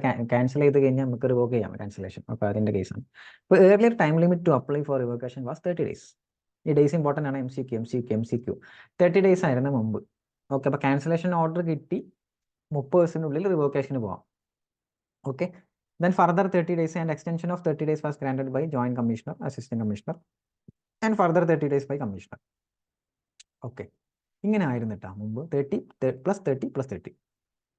The amendment rule 23 provides that taxable person can apply for revocation within 90 days from the service of cancellation order. അപ്പോൾ cancellation ഓർഡറിൽ നിന്ന് 30 ഡേയ്സിനുള്ളിൽ റിവോക്കേഷൻ അപ്ലൈ ചെയ്യണം എന്നുള്ളത് 90 days ആക്കി. ഇതാണ് അമെൻമെന്റ്. ഓക്കെ, ഇനി on sufficient cause being shown and for the reasons to be recorded in writing be extended by the commissioner or an officer authorized by him in this behalf, not below the rank of additional commissioner or joint commissioner, as the case may be, for a further period of not exceeding 180 days. അപ്പോൾ total എത്ര കിട്ടുക? 90 + 180. അപ്പം 90 എങ്ങനെ 90 cancellation order 90, അവിടെ നിന്ന് extend ചെയ്യുന്നത് 180 days. അതാണ് അമെൻമെന്റ് വന്നത്. 30 + 30 + 30 ഒഴിവാക്കി. Okay, it's important. 90 ഇമ്പോർട്ടൻ്റ് ആണ്. 90 ഇമ്പോർട്ടൻ്റ് ആണ് കാരണം നമ്മളെ MCQയിൽ അത് ചോദിക്കാം. This 90 is important. Okay, yes. അടുത്ത അമെൻമെന്റ് നോക്കാം. അടുത്ത അമെൻമെന്റ് വരുന്നത് അത് ക്യാൻസലേഷൻ റിലേറ്റഡ് ആണ്. As per section 30 of CGST act, subject to such condition as may be prescribed by any registered person whose registration is cancelled by the proper officer on his own motion may apply to such officer for revocation of cancellation of the registration in such manner within the such time and subject to such condition and restriction. ഇവിടെ ഉണ്ടായിരുന്ന എന്താണെന്ന് വെച്ച് കഴിഞ്ഞാൽ ഈ റിവോക്കേഷന് means ഇപ്പം നമ്മുടെ registration എന്ത് ചെയ്ത് പ്രോപ്പർ ഓഫീസർ അയാളുടെ ഓൺ മോഷൻ അയാൾ ക്യാൻസൽ ചെയ്ത് സംതിങ് റീസൺ, എന്തോ റീസൺ കൊണ്ട് അയാൾ ക്യാൻസൽ ചെയ്ത്. അപ്പോൾ അങ്ങനെയാണെന്നുണ്ടെങ്കിൽ ഞാൻ റിവോക്കേഷൻ ഓഫ് ക്യാൻസലേഷൻ ഓഫ് രജിസ്ട്രേഷന് വേണ്ടി പോകും. ഓക്കെ, പൊക്കോ. അപ്പോൾ in such manner which such time subject to such conditions and restrictions as may be prescribed. ഇവിടെ ടൈം ലിമിറ്റോ കാര്യങ്ങളോ ഒന്നും ഇവിടെ സ്പെസിഫിക്കലി പറയുന്നില്ല. ഓക്കെ, ഒന്നും പറയുന്നില്ല, സ്പെസിഫിക്കലി ഒന്നും പറയുന്നില്ല. ഇത് സെക്ഷൻ 30 ആണ്. സെക്ഷൻ 30. ഓക്കെ, സ്പെസിഫിക്കലി ഇവിടെ ടൈം ലിമിറ്റ് ഒന്നും പറയുന്നില്ല. മുമ്പ് പറഞ്ഞിരുന്നു within 30 days substitute for the prescribed manner within 30 days from the date of service of the cancellation order. മുമ്പ് പറഞ്ഞിരുന്നു ക്യാൻസലേഷൻ ഓർഡറിന് 30 days. ഇപ്പം അവിടെ പ്രത്യേകിച്ച് ടൈം ലിമിറ്റ് ഒന്നും സമയമൊന്നും അവിടെ പറയുന്നില്ല. അപ്പോൾ സച്ച് ടൈം ലിമിറ്റ് എന്നേ പറയുന്നുള്ളൂ. ഓക്കെ, ബാക്കി അവിടെ നിന്ന് റിമൂവ് ചെയ്തവർ ആ 30 days എന്നുള്ളത് റിമൂവ് ചെയ്തു. ഇനി അടുത്ത പ്രൊവിഷൻ നമ്മളെ ഈക്കോ. അപ്പോൾ ഈ പ്രാവശ്യത്തെ അമെൻമെന്റിൽ ഒരുപാട് ഇ-കൊമേഴ്സിന് ഒരുപാട് പ്രാധാന്യമുള്ള ഒരു സംഭവമാണ് കേട്ടോ. കാരണം ഇ-കൊമേഴ്സിന് ഒരുപാട് അമെൻമെന്റ്സുകൾ ഇങ്ങനെ കാണുന്നുണ്ട്. Earlier, the person supplying goods through eco, that means state CCS collectible, was compulsorily liable to obtain GST registration. That means ഞാൻ ഇ-കൊമേഴ്സ് ഓപ്പറേറ്ററിലൂടെ, ഇത് ഇമ്പോർട്ടൻ്റ് ആണ്. This is important. ഓക്കെ, ഞാനിവിടെ ഇമ്പോർട്ടൻ്റ് പറയുകയാണ്. Important, this is important, very very important എന്ന് പറയാം. Very important. Okay, ശ്രദ്ധിച്ച് കേൾക്കുക. എടാ, ഞാൻ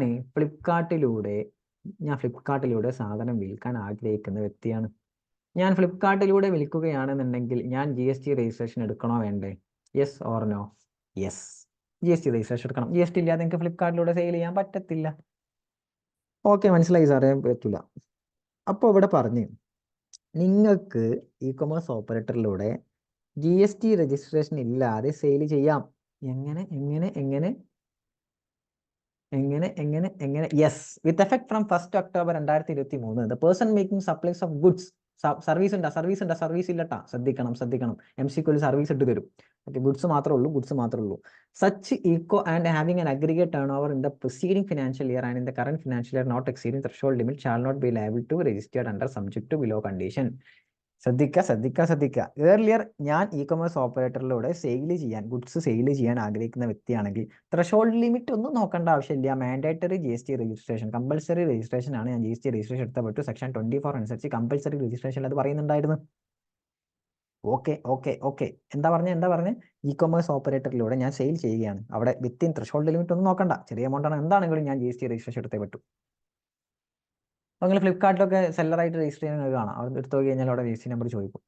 വേണമെങ്കിൽ ഒന്ന് പരീക്ഷിച്ച് നോക്കുക. ഗൂഗിൾ ക്രോമിൽ ഫ്ലിപ്കാർട്ട് സെല്ലർ എന്ന് അടിച്ചു കഴിഞ്ഞാൽ അവിടെ എങ്ങനെ വെച്ചാൽ നമ്മൾ നെയിമൊക്കെ കൊടുക്കുന്ന കൂട്ടത്തിൽ നമ്മൾ GST നമ്പർ കൊടുക്കേണ്ടി വരും. അപ്പോൾ ഇവിടെ പറയാണ് നിങ്ങളുടെ ത്രെഷോൾഡ് ലിമിറ്റ് രജിസ്ട്രേഷൻ എടുക്കുന്നതിൻ്റെ താഴെയാണ്. അപ്പോൾ പ്രിസീഡിംഗ് ഫിനാൻഷ്യൽ ഇയറിൽ and in the current financial ഇയറിൽ രണ്ടുണ്ട്. Preceding financial year and in the current financial year. Preceding financial മാത്രമല്ല, preceding and current. Okay, 2 financial ഇയറിൽ അഗ്രിഗേറ്റ് ആണ് ഓവർ ത്രെഷോൾഡ് ലിമിറ്റിന് താഴെയാണ്. ഗുഡ്സ് ആണ് നിങ്ങൾ ഫ്ലിപ്കാർട്ടിലൂടെ വിൽക്കുന്നത്, ദാറ്റ് മീൻസ് ഇ-കൊമേഴ്സ് ഓപ്പറേറ്ററിലൂടെ വിൽക്കുന്നുണ്ടെങ്കിൽ നിങ്ങൾ രജിസ്ട്രേഷൻ എടുക്കേണ്ട ആവശ്യമില്ല. Subject to below condition. എത്ര കണ്ടീഷൻ ഉണ്ട്? ഈ താഴെ പറയുന്ന 8 കണ്ടീഷനും കൂടി നിങ്ങൾ സാറ്റിസ്ഫൈ ചെയ്യാന്നുണ്ടെങ്കിൽ നിങ്ങൾ GST രജിസ്ട്രേഷൻ എടുക്കേണ്ട ആവശ്യമില്ല. ഓക്കെ, അപ്പോൾ ഇവിടെ ആദ്യത്തെ കണ്ടീഷൻ എന്താ? ഇപ്പോൾ സപ്പോസ് എൻ്റെ ത്രെഷോൾഡ് ലിമിറ്റ് ഇൻക്രീസ് ചെയ്ത കേസാണ്. ത്രെഷോൾഡ് ലിമിറ്റ് കൂടി, ഗുഡ്സ് അല്ലേ 40 lakhs ഇൻക്രീസ് ചെയ്തു. അങ്ങനെയാണെങ്കിൽ പിന്നെ ഞാൻ ഇപ്പോൾ പറയാൻ നോക്കേണ്ട ആവശ്യമില്ല. കാരണം വെച്ചാൽ എന്തായാലും രജിസ്ട്രേഷൻ എടുത്താൽ പറ്റും. നേരെ മറിച്ച് എൻ്റെ ഒരു 20 lakh ആണെങ്കിൽ 15 lakh 10 lakh ഒക്കെ ഉള്ളൂ.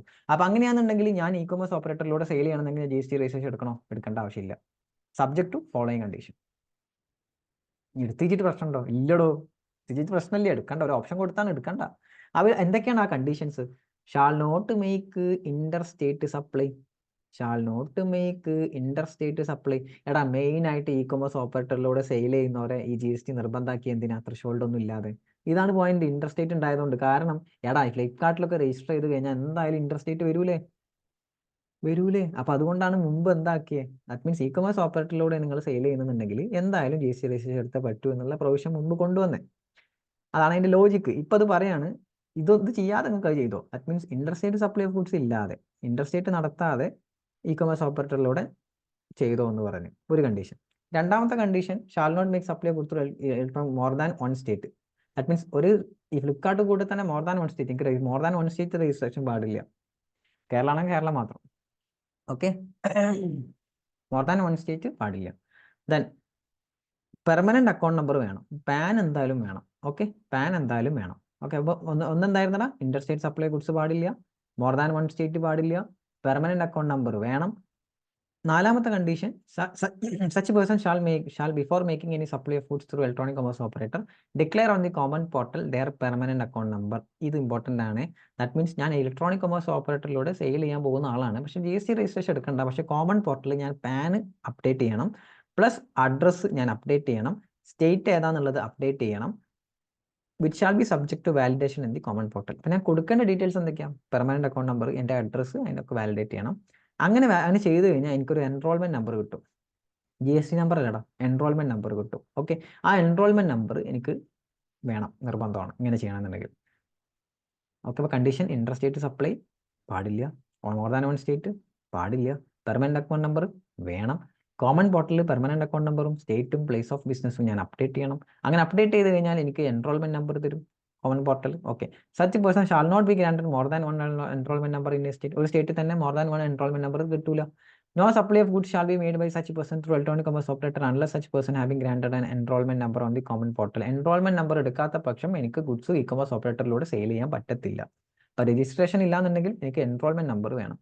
Where such a person has subsequently granted registration under Section 25 of the said Act, the enrollment number shall cease to be valid from the effective date of registration. That means subsequently ഞാൻ പിന്നെ registration എടുക്കുകയാണ്, Section 25 അനുസരിച്ച് normal registration എടുക്കണം. അങ്ങനെ enrolment number automatically invalid ആവും, അതിൻ്റെ validity പോകും. ഇത്രയും കണ്ടീഷൻസ് ആണ് വരുന്നത്. എന്തൊക്കെയാടാ കണ്ടീഷൻസ്? ഒന്ന്, ഇന്റർസ്റ്റേറ്റ് സപ്ലൈ പാടില്ല, മോർ ദാൻ 1 സ്റ്റേറ്റ് പാടില്ല, പെർമനന്റ് അക്കൗണ്ട് നമ്പർ വേണം, കോമൺ പോർട്ടലിൽ പെർമനന്റ് അക്കൗണ്ട് നമ്പറും അഡ്രസ്സും ഞാൻ സ്റ്റേറ്റും ഞാൻ അപ്ഡേറ്റ് ചെയ്യണം. അപ്ഡേറ്റ് ചെയ്ത് വാലിഡേഷൻ കോമൺ പോർട്ടലിൽ നടത്തും, അതിനുശേഷം എൻറോൾമെന്റ് നമ്പർ വരും.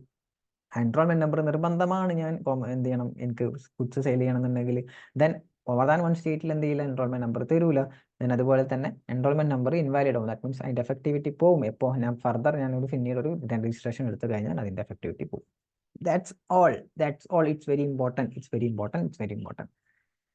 ഓക്കെടാ, അടുത്തത് വീണ്ടും രജിസ്ട്രേഷനിലുള്ള അമെൻമെന്റ് ആണ്. Earlier physical verification was to be done in presence of registered person. However, such requirement is done away with by omitting the said wordings. That means physical verification ഉണ്ടല്ലോ, നമ്മൾ ആധാർ ഒതന്റിക്കേഷൻ നടന്നിട്ടില്ലെങ്കിൽ GST officer physically verify ചെയ്യും. അപ്പോൾ അത് in presence of registered person എന്നായിരുന്നു ആദ്യം. That means ഞാനാണ് registered person, GST എടുക്കുന്ന വ്യക്തി ഞാനാണെന്നുണ്ടെങ്കിൽ, എൻ്റെ പേരിലാണ് GST എന്നുണ്ടെങ്കിൽ, ഞാൻ ഈ ആധാർ ഒതന്റിക്കേഷൻ ഫെയിൽഡ് ആയി, അല്ലെങ്കിൽ ആധാർ ഒതന്റിക്കേഷൻ നടത്തിയില്ല, ഫിസിക്കൽ വെരിഫിക്കേഷൻ വരും. ആൾ വരുമ്പോൾ ഞാൻ വേണമെന്ന് നിർബന്ധമില്ല. That means presence of registered person ഒഴിവാക്കി.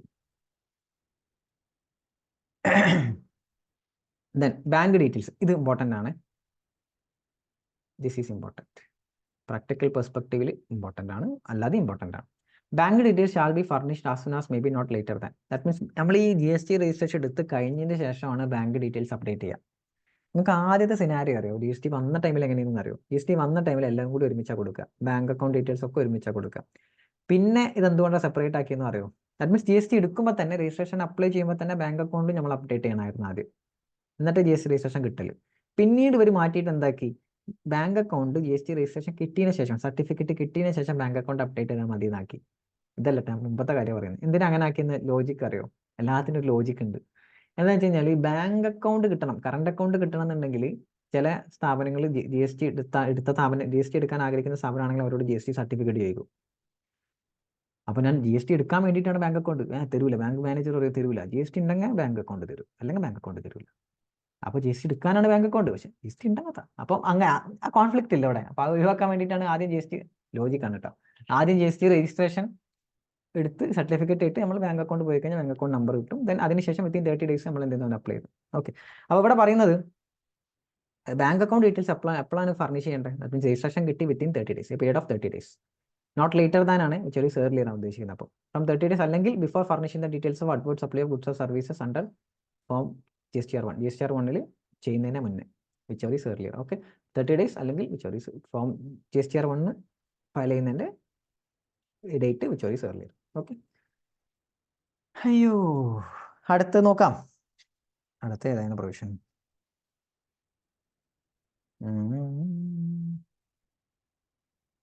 ഓക്കെ, അടുത്ത പ്രൊവിഷൻ വരുന്നത്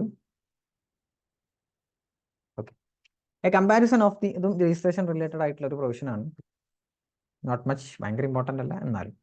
A comparison of returns furnished by the registered person under section 31 and the details of outward supply GSTR 1 or the inward supply derived based on the details of outward supply furnished by his supplier in the form GSTR 1 or any other such analysis as may be carried out on the recommendation of the council show that there are significant differences or anomalies indicating contravention of the provision of the act or the rules made thereunder leading to cancellation of the registration of the said person.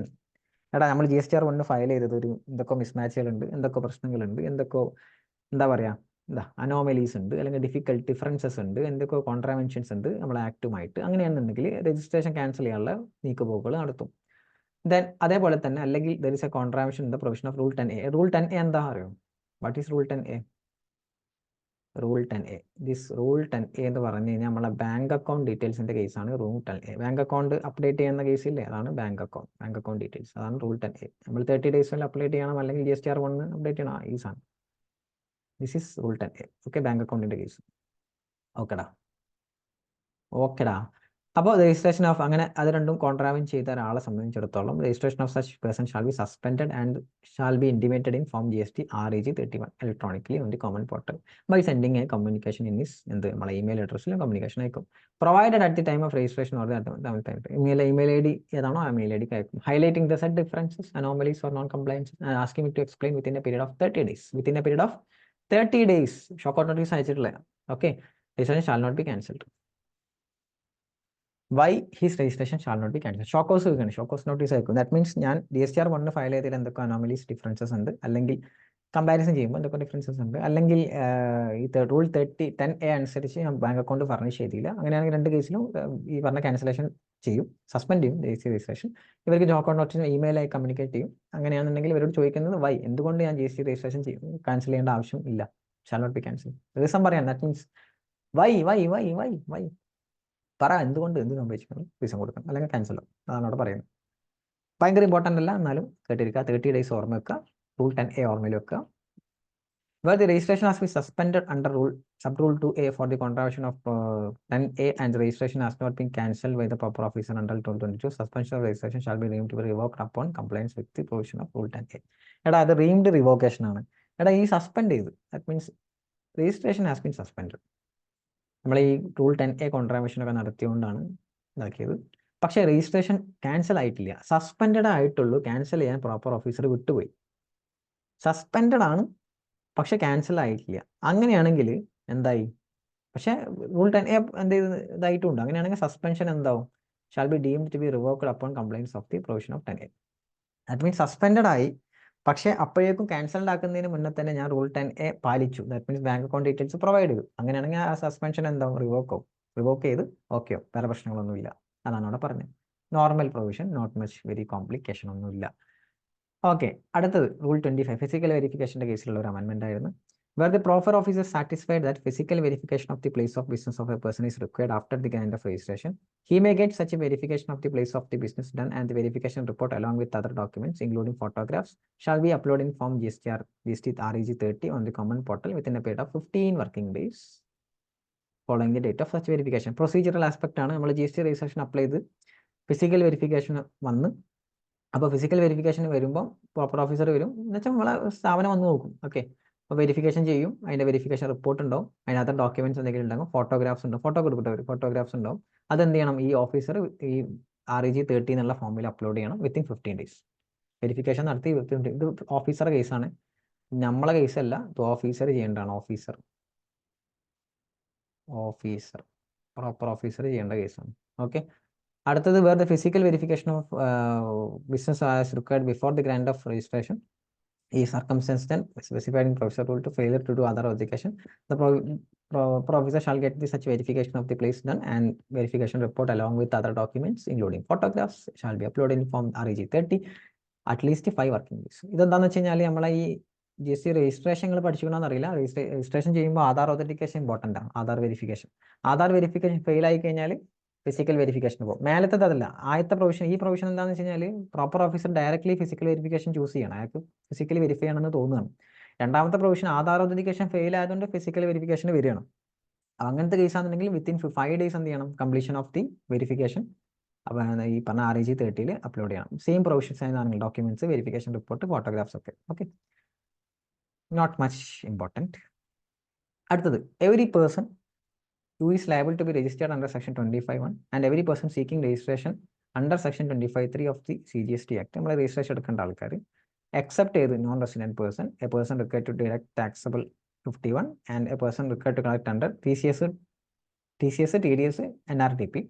A person supplying, എന്താണ് additionally വന്നത്? A person supplying online information and database access OIDAR or trail services from a place outside India to a non-taxable online recipient referred to in section 40, or a person supplying online money gaming from a place outside India to a person in India referred to in section 40A under the Integrated Goods and Service Tax. IGST ആക്ടിൽ വരുന്നതാണ് OIDAR.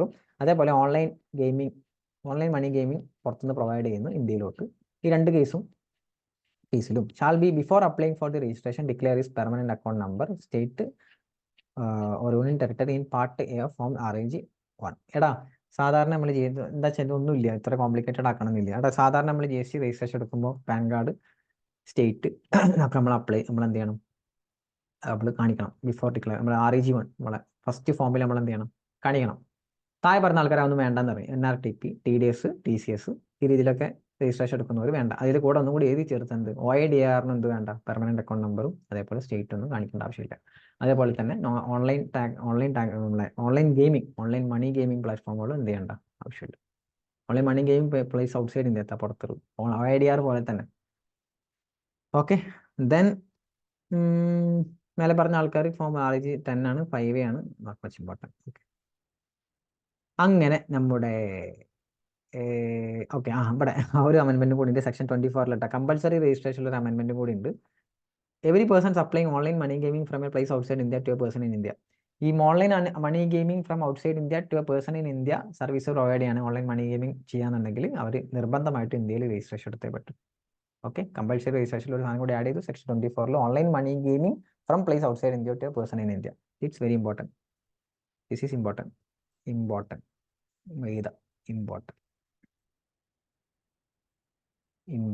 IMB important. Okay, so നമ്മുടെ അതും കഴിഞ്ഞു. Place of supply നമുക്ക് last വരാം, കാരണം അത് CA ഇന്റർന് മാത്രമേ ഉള്ളൂ, CMA ഇന്റർന് ഇല്ല. So we can just hold ചെയ്യാം. ഇത് കഴിഞ്ഞിട്ട് നമുക്ക് തിരിച്ചു വരാം. അങ്ങനെ ആകുമ്പോൾ പിന്നെ ഈ CA-ക്കാർ ഇടയിൽ കാത്തുക്കണ്ടല്ലോ. CMA-ക്ക് ഈ പറഞ്ഞ പ്രൊവിഷൻ ഇല്ല കേട്ടോ, പ്ലേസ് ഓഫ് സപ്ലൈ ഇല്ല, ഫൈനലിൽ മാത്രമേ ഉള്ളൂ. CA-ക്ക് ആദ്യം അങ്ങനെയായിരുന്നു, CA ഇന്ററിൽ ഇപ്പോൾ പ്ലേസ് ഓഫ് സപ്ലൈ കൊണ്ടുവന്നു. ബാഡ് ലക്ക് അല്ല, അതൊരു ഡിഫറെൻറ്റ് ടൈപ്പ് ഓഫ് പ്രൊവിഷൻ ആണ്. പ്ലേസ് ഓഫ് സപ്ലൈ കുറച്ച് ലെങ്തി ആണ്, വാസ്റ്റ് ആണ്. ഓക്കെ, എടാ അടുത്തൊക്കെ ഇനി നോർമൽ സിമ്പിൾ പ്രൊവിഷൻസ് ആണ്. നോട്ട് മച്ച് കോംപ്ലിക്കേറ്റഡ് പ്രൊവിഷൻസ് അല്ല. കാണുമ്പോൾ ഇങ്ങനെ കുറേ മാതിരി തോന്നുമെങ്കിലും ഇറ്റ്സ് റിയലി സിമ്പിൾ. ഓക്കെ, എത്ര ഉള്ളൂ. പേയ്മെന്റ് ഓഫ് ടാക്സ് ഒക്കെ എക്സാമ്പിൾ ആണ്. ഇറ്റ്സ് റിയലി മനസ്സിലാവുന്ന പ്രൊവിഷൻസ് ആണ്, നോട്ട് മച്ച് കോംപ്ലിക്കേറ്റഡ്. ഓക്കെ, പെട്ടെന്ന് തീർക്കാം. Will take only 20 minutes. 20 minutes എടുക്കുമെന്ന് വിചാരിക്കുന്നു, എൻ്റെ ഒരു ഊഹം അനുസരിച്ച്. നമുക്ക് നോക്കാം, പെട്ടെന്ന് തന്നെ തീർക്കാം. Documentation enable. എടാ ഫസ്റ്റ് പ്രൊവിഷൻ നമ്മൾ ഇൻവോയ്സ് റിലേറ്റഡ് ആണ്. ഇത് ഇൻവോയ്സ് ആണ്, ഇത് E-way bill അല്ല, ഇത് തെറ്റുണ്ട്. Mistake. This is invoice. This is E-way bill അല്ല, E-way bill-ന്റെ ലിമിറ്റ് അല്ല ഇത്. ദിസ് ഈസ് ഇൻവോയ്സിന്റെ ലിമിറ്റ് ആണ്. Invoice, there is a mistake in it. Invoice. Okay, then ബാക്കിയൊക്കെ സെയിം, ബാക്കി കുഴപ്പമില്ല. ഓക്കെ, നോക്കാം. ഇപ്പോൾ government departments or establishments, government agencies, local authorities, PSUs which are required to deduct taxes. So section 51 അനുസരിച്ച് TDS deduct ചെയ്യേണ്ട government departments, government agencies, local authorities, ഇവന്മാരെല്ലാം. അല്ല, section 51 is only applicable to government departments, government establishment. അറിയാലോ അല്ലേ TDS provision. Okay, അപ്പൊ അങ്ങനെയുള്ള ആൾക്കാർ are liable for compulsory registration in accordance with section 24 of the CGST Act. നമുക്ക് അറിയുന്ന കാര്യമാണ്. സെക്ഷൻ TDS പിടിക്കേണ്ട ഒരു നിർബന്ധമായിട്ടും GST രജിസ്ട്രേഷൻ എടുത്തേ പറ്റും. Person supplying them shall be liable to generate e-invoice. However, if government department is a supplier, then e-invoice not required. എടാ MCQ important ആണ്. MCQ ഈ പൊസിഷൻ. ഗവൺമെൻറ് ഡിപ്പാർട്ട്മെൻറ്റ് ഇത് സപ്ലയർ ഇത്. ഈ ഗവൺമെൻറ് ഡിപ്പാർട്ട്മെൻറ്റിലോട്ട് സപ്ലയർ സർവീസ് പ്രൊവൈഡ് ചെയ്യുമ്പോൾ TDS cut ചെയ്തിട്ടാണ് കൊടുക്കുക അല്ലേ? TDS കട്ട് ചെയ്തിട്ട് എമൗണ്ട് കൊടുക്കും. ഇവിടെ വന്ന അമെൻമെൻറ്റ് ഇതൊക്കെ പഴയ മാതിരി തന്നെ. ഈ government department GST registration mandatory ആയിട്ട് എടുക്കണം. ഓക്കെ, TDS വരുന്നുണ്ട്. പ്രശ്നം ഇതാണ്, ഈ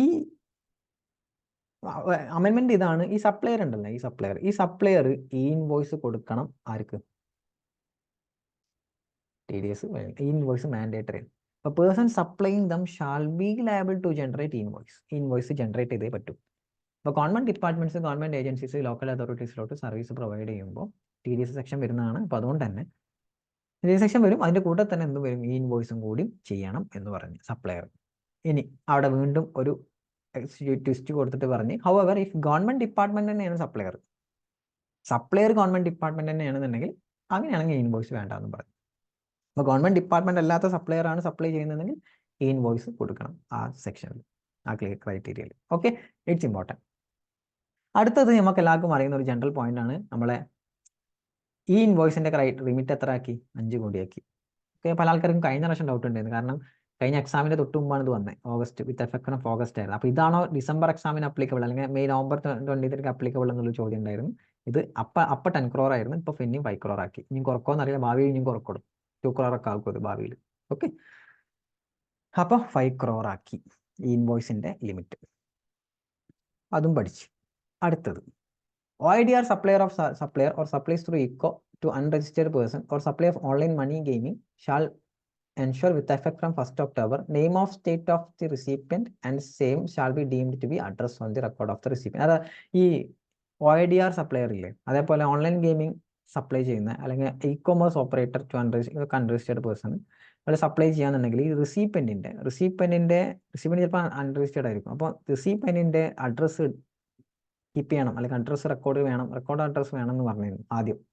അപ്പോൾ അത് ഒഴിവാക്കിയിട്ട് പറഞ്ഞ് സ്റ്റേറ്റ് മാത്രം മതി. ഏത് സ്റ്റേറ്റ് ആണ് റെസിപ്പിയൻ്റ് എന്നുള്ളത് അത് മാത്രം മതി. അത് ഡീം ചെയ്യപ്പെടും എന്ത് അഡ്രസ്സായിട്ട്. ഫുൾ അഡ്രസ്സ് വേണമെന്നില്ല, സ്റ്റേറ്റ് മാത്രം മതി എന്നാക്കി. നോട്ട് മച്ച് റെലവൻറ്റ് ഇൻവോയ്സിൻ്റെ പർട്ടിക്കുലേഴ്സ് ആണ്. ഇൻവോയ്സിൽ നമ്മൾ അഡ്രസ്സ് കൊടുക്കണ്ട, മനസ്സിലായ? ഇൻവോയ്സിൽ എന്ത് മതി? സ്റ്റേറ്റ് മാത്രം മതി. അത് ഡീം ചെയ്യും ഇറ്റ്സ് ആൻ അഡ്രസ് എന്നുള്ള രീതിയിൽ. ഓക്കെ, അടുത്തത് e-way bill. I think this is also not there in some materials. E-way ബില്ലിൻ്റെ ഈ പ്രൊവിഷനും ചില മെറ്റീരിയൽസിലില്ല. But I think this is important. From my perspective this is important. ചില മെറ്റീരിയൽസിൽ ഞാൻ കണ്ടില്ല ഇ-വേ ബില്ലിൻ്റെ ഈ provision. This is a new amendment. E-way ബില്ലിൻ്റെ റിലേറ്റഡ് ആയിട്ടുള്ള ഇ-വേ ബില്ല് ഏതുമായി റിലേറ്റ് ചെയ്തിട്ടുള്ള നമ്മളെ ഗോൾഡ്, പ്രഷ്യസ് സ്റ്റോൺസ്, ഇങ്ങനത്തെ സാധനങ്ങൾക്ക് ഇ-വേ ബില്ല് ജനറേറ്റ് ചെയ്യാൻ സെപ്പറേറ്റ് ഒരു തന്നെ കൊണ്ടുവന്നു. റൂളാണ്, സെക്ഷൻ അല്ല, റൂൾ 138F എന്നുള്ള റൂൾ തന്നെ കണ്ട് കൊണ്ടുവന്നു. അതിൽ ഇപ്പോൾ ഇവിടെ കുറേ കമ്മീഷണർ ടാക്സ് എന്നൊക്കെ പറഞ്ഞ് ഇതിൽ ഇമ്പോർട്ടൻ്റ് ആയിട്ടുള്ള പ്രൊവിഷൻ ഇതാണ്. The consumer value of goods not below 2 lakh. That means ഇതിൻ്റെ ലിമിറ്റ് എത്രയാടാ? സാധാരണ ഇ-വേ ബില്ലിൻ്റെ ലിമിറ്റ് എത്രയാണ്? 50,000 അല്ലേ? 50,000. ഇവിടെ ലിമിറ്റ് എത്രയാണ്? 2 lakh. അപ്പോൾ ഞാൻ ഗോൾഡോ പ്രഷ്യസ് സ്റ്റോൺസോ അല്ലെങ്കിൽ അങ്ങനെ ചെയ്യാൻ എന്തെങ്കിലും കൊണ്ടുവരികയാണെന്നുണ്ടെങ്കിൽ എത്രയാണ് എൻ്റെ ലിമിറ്റ് വരുന്നത്? 2 lakh. ഓക്കെ, അതാണ് ഇവിടെ പറഞ്ഞത് 2 lakh. ആ 2 lakh ഓർമ്മയിൽ വെക്കുക. വേറെ ഞാൻ പറയുന്ന കാര്യം മാത്രം ഇങ്ങനെ കേട്ട് ഓർമ്മയിൽ വെച്ചാൽ മതി. ആ 2 lakh ഓർമ്മയിൽ വെക്കുക. പിന്നെ റൂൾ 138F ഏതൊക്കെ സാധനങ്ങളാണ്? Gold, precious stones etcetera. Okay, ബാക്കിയൊക്കെ കോമൺ പോയിന്റ് ആണ് in relation to supply for reasons other than supply due to invert supply. എന്തെന്നെ ആയിക്കോട്ടെ, 2 lakhന്റെ എമൗണ്ട് ആണ് സാധനം നിങ്ങൾ വാല്യൂ വരുന്ന സാധനം കൊണ്ടുവന്നെങ്കിൽ ഇ-വേ ബിൽ ഇസ് റിക്വയർഡ്. പിന്നെ part A GST ഇ-വേ W01 part B furnish ചെയ്യേണ്ട ആരാന്നുള്ളതൊക്കെ നോർമൽ ഒക്കെ സെയിം പോയിന്റുകളാണ്. മറ്റ് റൂളുകളിലുള്ള അതേ പോയിന്റ് തന്നെയാണ്. ഇത് ന്യൂ റൂളാണ് which is applicable for intra-state transaction related to precious stone, gold, diamond, where each state would be given power to specify the limit up to which e-way bill shall not be required. ഇത് intra-state ട്രാൻസാക്ഷന് മാത്രമായിട്ട് applicable ആവുന്ന എന്താണ് ഒരു പുതിയ റൂളാണ്. ഓരോ സ്റ്റേറ്റിനും അവരുടേതായ ലിമിറ്റുകൾ കൊടുത്തിട്ടുണ്ട്, എത്ര കൊടുക്കാന്നുള്ളത്. ഇപ്പോൾ ജനറൽ ലിമിറ്റാണ് 2 lakh. അപ്പോൾ ഓരോ സ്റ്റേറ്റിനും അവരുടേതായ ലിമിറ്റ് അവർക്ക് ചൂസ് ചെയ്യാം ഇ-വേ ബില്ലിന്. ഓക്കെ, സാധാരണ ഇത് അത്ര എന്താ പറയുക, ജനറലി പല ബുക്കിലും വരാത്തത്. ദാറ്റ് മീൻസ് ഇത് മാത്രം ചോദിക്കാൻ ചാൻസ് കുറവായിരിക്കാം. എന്നാലും നമുക്ക് ഗോൾഡ്, പ്രഷ്യസ് സ്റ്റോൺസിന്റെ ജനറൽ ലിമിറ്റ് 2 lakh ആണെന്നുള്ളത് ഓർത്ത് വെക്കുക. പിന്നെ വെഹിക്കിൾ ഡീറ്റെയിൽസ്, ഇതൊക്കെ ജനറൽ പോയിന്റ്സ് ആണ്. വെഹിക്കിൾ ഡീറ്റെയിൽസ് കൊടുക്കണം. shall not be required. Information part B shall not be required if the moment referred to in furnishing as specified shall be generated. Common point ആണ്. വേണ്ട, part AW01 മാത്രം മതി എന്ന് പറയുന്ന point. ഞാനൊന്നും important ആയിട്ട് പറയുന്നില്ല, ജസ്റ്റ് വായിച്ചു വിടുക. ക്യാൻസൽ ചെയ്യാൻ പറ്റും ഈ bill.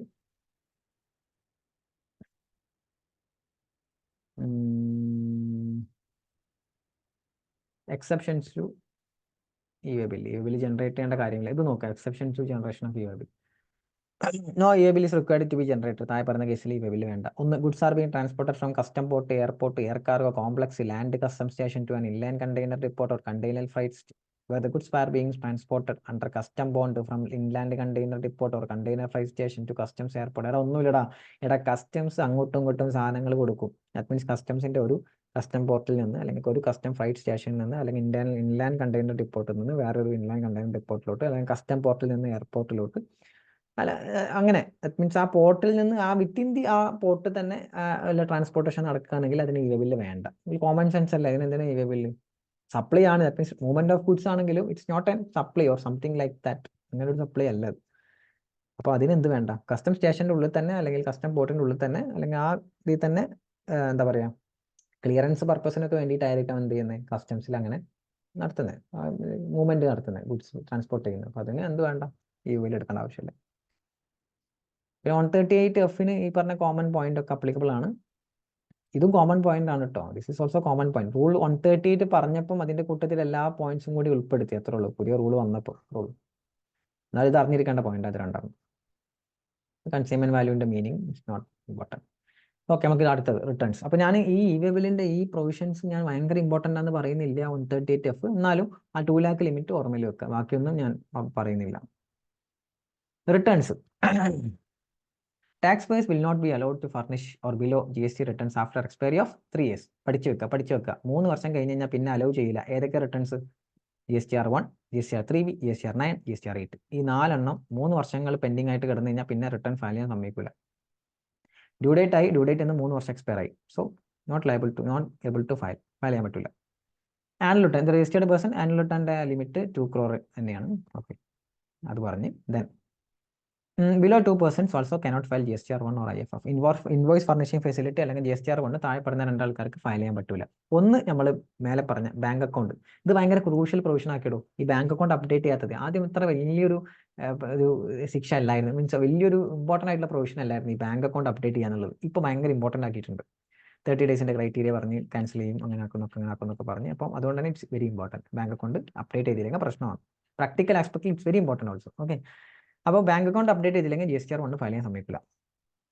Within time limit 30 days കഴിഞ്ഞ് ബാങ്ക് അക്കൗണ്ട് അപ്ഡേറ്റ് ചെയ്തിട്ടില്ല, so GSTR1 not able to file. Okay, a registered person to whom an intimation has been issued Rule 88 and said person has neither paid the amount equal to the excess input tax credit nor furnished a reply explain the reasons in the respect of amount of excess input tax credit that still remain to be paid as required under Rule 88D. Rule 88D പുതിയ വന്ന റൂളാണ്, താഴെ പഠിക്കാനുണ്ട്, ഒന്നുമില്ല. Input tax credit നമ്മൾ ഓവറായിട്ട് claim ചെയ്ത് കഴിഞ്ഞാൽ നമ്മൾ എന്ത് ചെയ്യണം, അത് തിരിച്ചു കൊടുക്കണം. സോ അങ്ങനെ തിരിച്ചു കൊടുത്തിട്ടില്ല, അല്ലെങ്കിൽ എക്സസ് ക്ലെയിം ചെയ്തതിൻ്റെ റീസൺ ഞാൻ ഫയൽ ചെയ്തിട്ടില്ല, പ്രോപ്പറായിട്ടൊന്നും ഞാൻ ചെയ്തിട്ടില്ല, അങ്ങനെയാണെന്നുണ്ടെങ്കിൽ എനിക്ക് GSTR1 നെക്സ്റ്റ് മന്ത് ഫയൽ ചെയ്യാൻ പറ്റില്ല. ഇപ്പോൾ Rule 88D കംപ്ലൈ ചെയ്തില്ല, അല്ലെങ്കിൽ ബാങ്ക് അക്കൗണ്ടിലെ പ്രൊവിഷൻ Rule 10A ഞാൻ കംപ്ലൈ ചെയ്തില്ല, അങ്ങനെയാണെങ്കിൽ എൻ്റെ GSTR1 എനിക്ക് ഫയൽ ചെയ്യാൻ പറ്റൂല, അല്ലെങ്കിൽ IFF ചെയ്യാൻ പറ്റൂല. ഇൻവോയ്സ് ഫർണിഷിംഗ് ഫെസിലിറ്റി എപ്പോഴാണ് ഇൻവോയ്സ് ഫർണിഷിംഗ് ഫെസിലിറ്റി വരിക? QRMPയിലല്ലേ? നിങ്ങളതൊക്കെ മറന്നോ? QRMP it's very important. QRMP റിട്ടേൺസിൽ ഒരു ഇമ്പോർട്ടൻറ്റ് പ്രൊവിഷനാണ് QRMP, മറക്കരുത്. ഓക്കെ, അങ്ങനെ പറഞ്ഞു പോകും, സമയമില്ല. Okay, every registered person providing online OIDR from a place outside India or person in India other than non-taxable online recipient shall file form 5A on or before 20th of the month of succeeding. ആദ്യം ഇതൊരു important ആണ്. OIDR service ഒരു Indian റെസിപ്പിയൻറ്റിന്, non taxable Indian റെസിപ്പിയൻറ്റിന് ഒരു registered person ആണ് കൊടുക്കുന്നതെന്നുണ്ടെങ്കിലാണ് എന്താവുന്നത്, അവർ ഈ 5A file ചെയ്യേണ്ടി വരിക 20th of the month. അപ്പം അത് ആർക്ക് പ്രൊവൈഡ് ചെയ്താലും ചെയ്യണ്ടാക്കി. ഭയങ്കര ഇമ്പോർട്ടൻ്റ് ആണെന്ന് പറയുന്നില്ല, എന്നാലും. ആൻഡ് നമ്മുടെ ഏകദേശം ലാസ്റ്റിലോട്ട് എത്തി, നമുക്ക് പ്ലേസ് ഓഫ് സപ്ലൈയും കൂടി ഉണ്ടാവുള്ളൂ. അപ്പം നമുക്ക് പേയ്മെൻറ്റ് ഓഫ് ടാക്സ് പറയാം. Payment of tax, clarification on charging of interest under section 53 in case of wrong availment of IGST credit. Market is important, this is important. I think from MCQ perspective അല്ലാതെയും ചോദിക്കാം. ഒരു example താഴെയുണ്ട്, നമുക്ക് അതും കൂടി നോക്കിയാൽ മനസ്സിലാവും. എടാ ഒന്നുമില്ലടാ, നമ്മൾ ഈ IGST റോങ് ആയിട്ട് അവൈൽ ചെയ്തു, ഞാനത് റിവേഴ്സ് ചെയ്യണം, റിവേഴ്സ് ചെയ്യാൻ തയ്യാറാണ്, റിവേഴ്സ് ചെയ്യുന്നതിൽ കോംപ്ലിക്കേഷൻ ഒന്നുമില്ല. പക്ഷേ റിവേഴ്സ് ചെയ്യുമ്പോഴുള്ള കോംപ്ലിക്കേഷൻസ് ബാക്കി കാര്യങ്ങളാണ്. റോങ് അവൈൽമെന്റ് അറിയാതെ തെറ്റിപ്പോയി അവൈൽ ചെയ്താണ്, അപ്പോൾ ഞാൻ ഇൻട്രസ്റ്റും കൂടി കൂട്ടി നടക്കണം.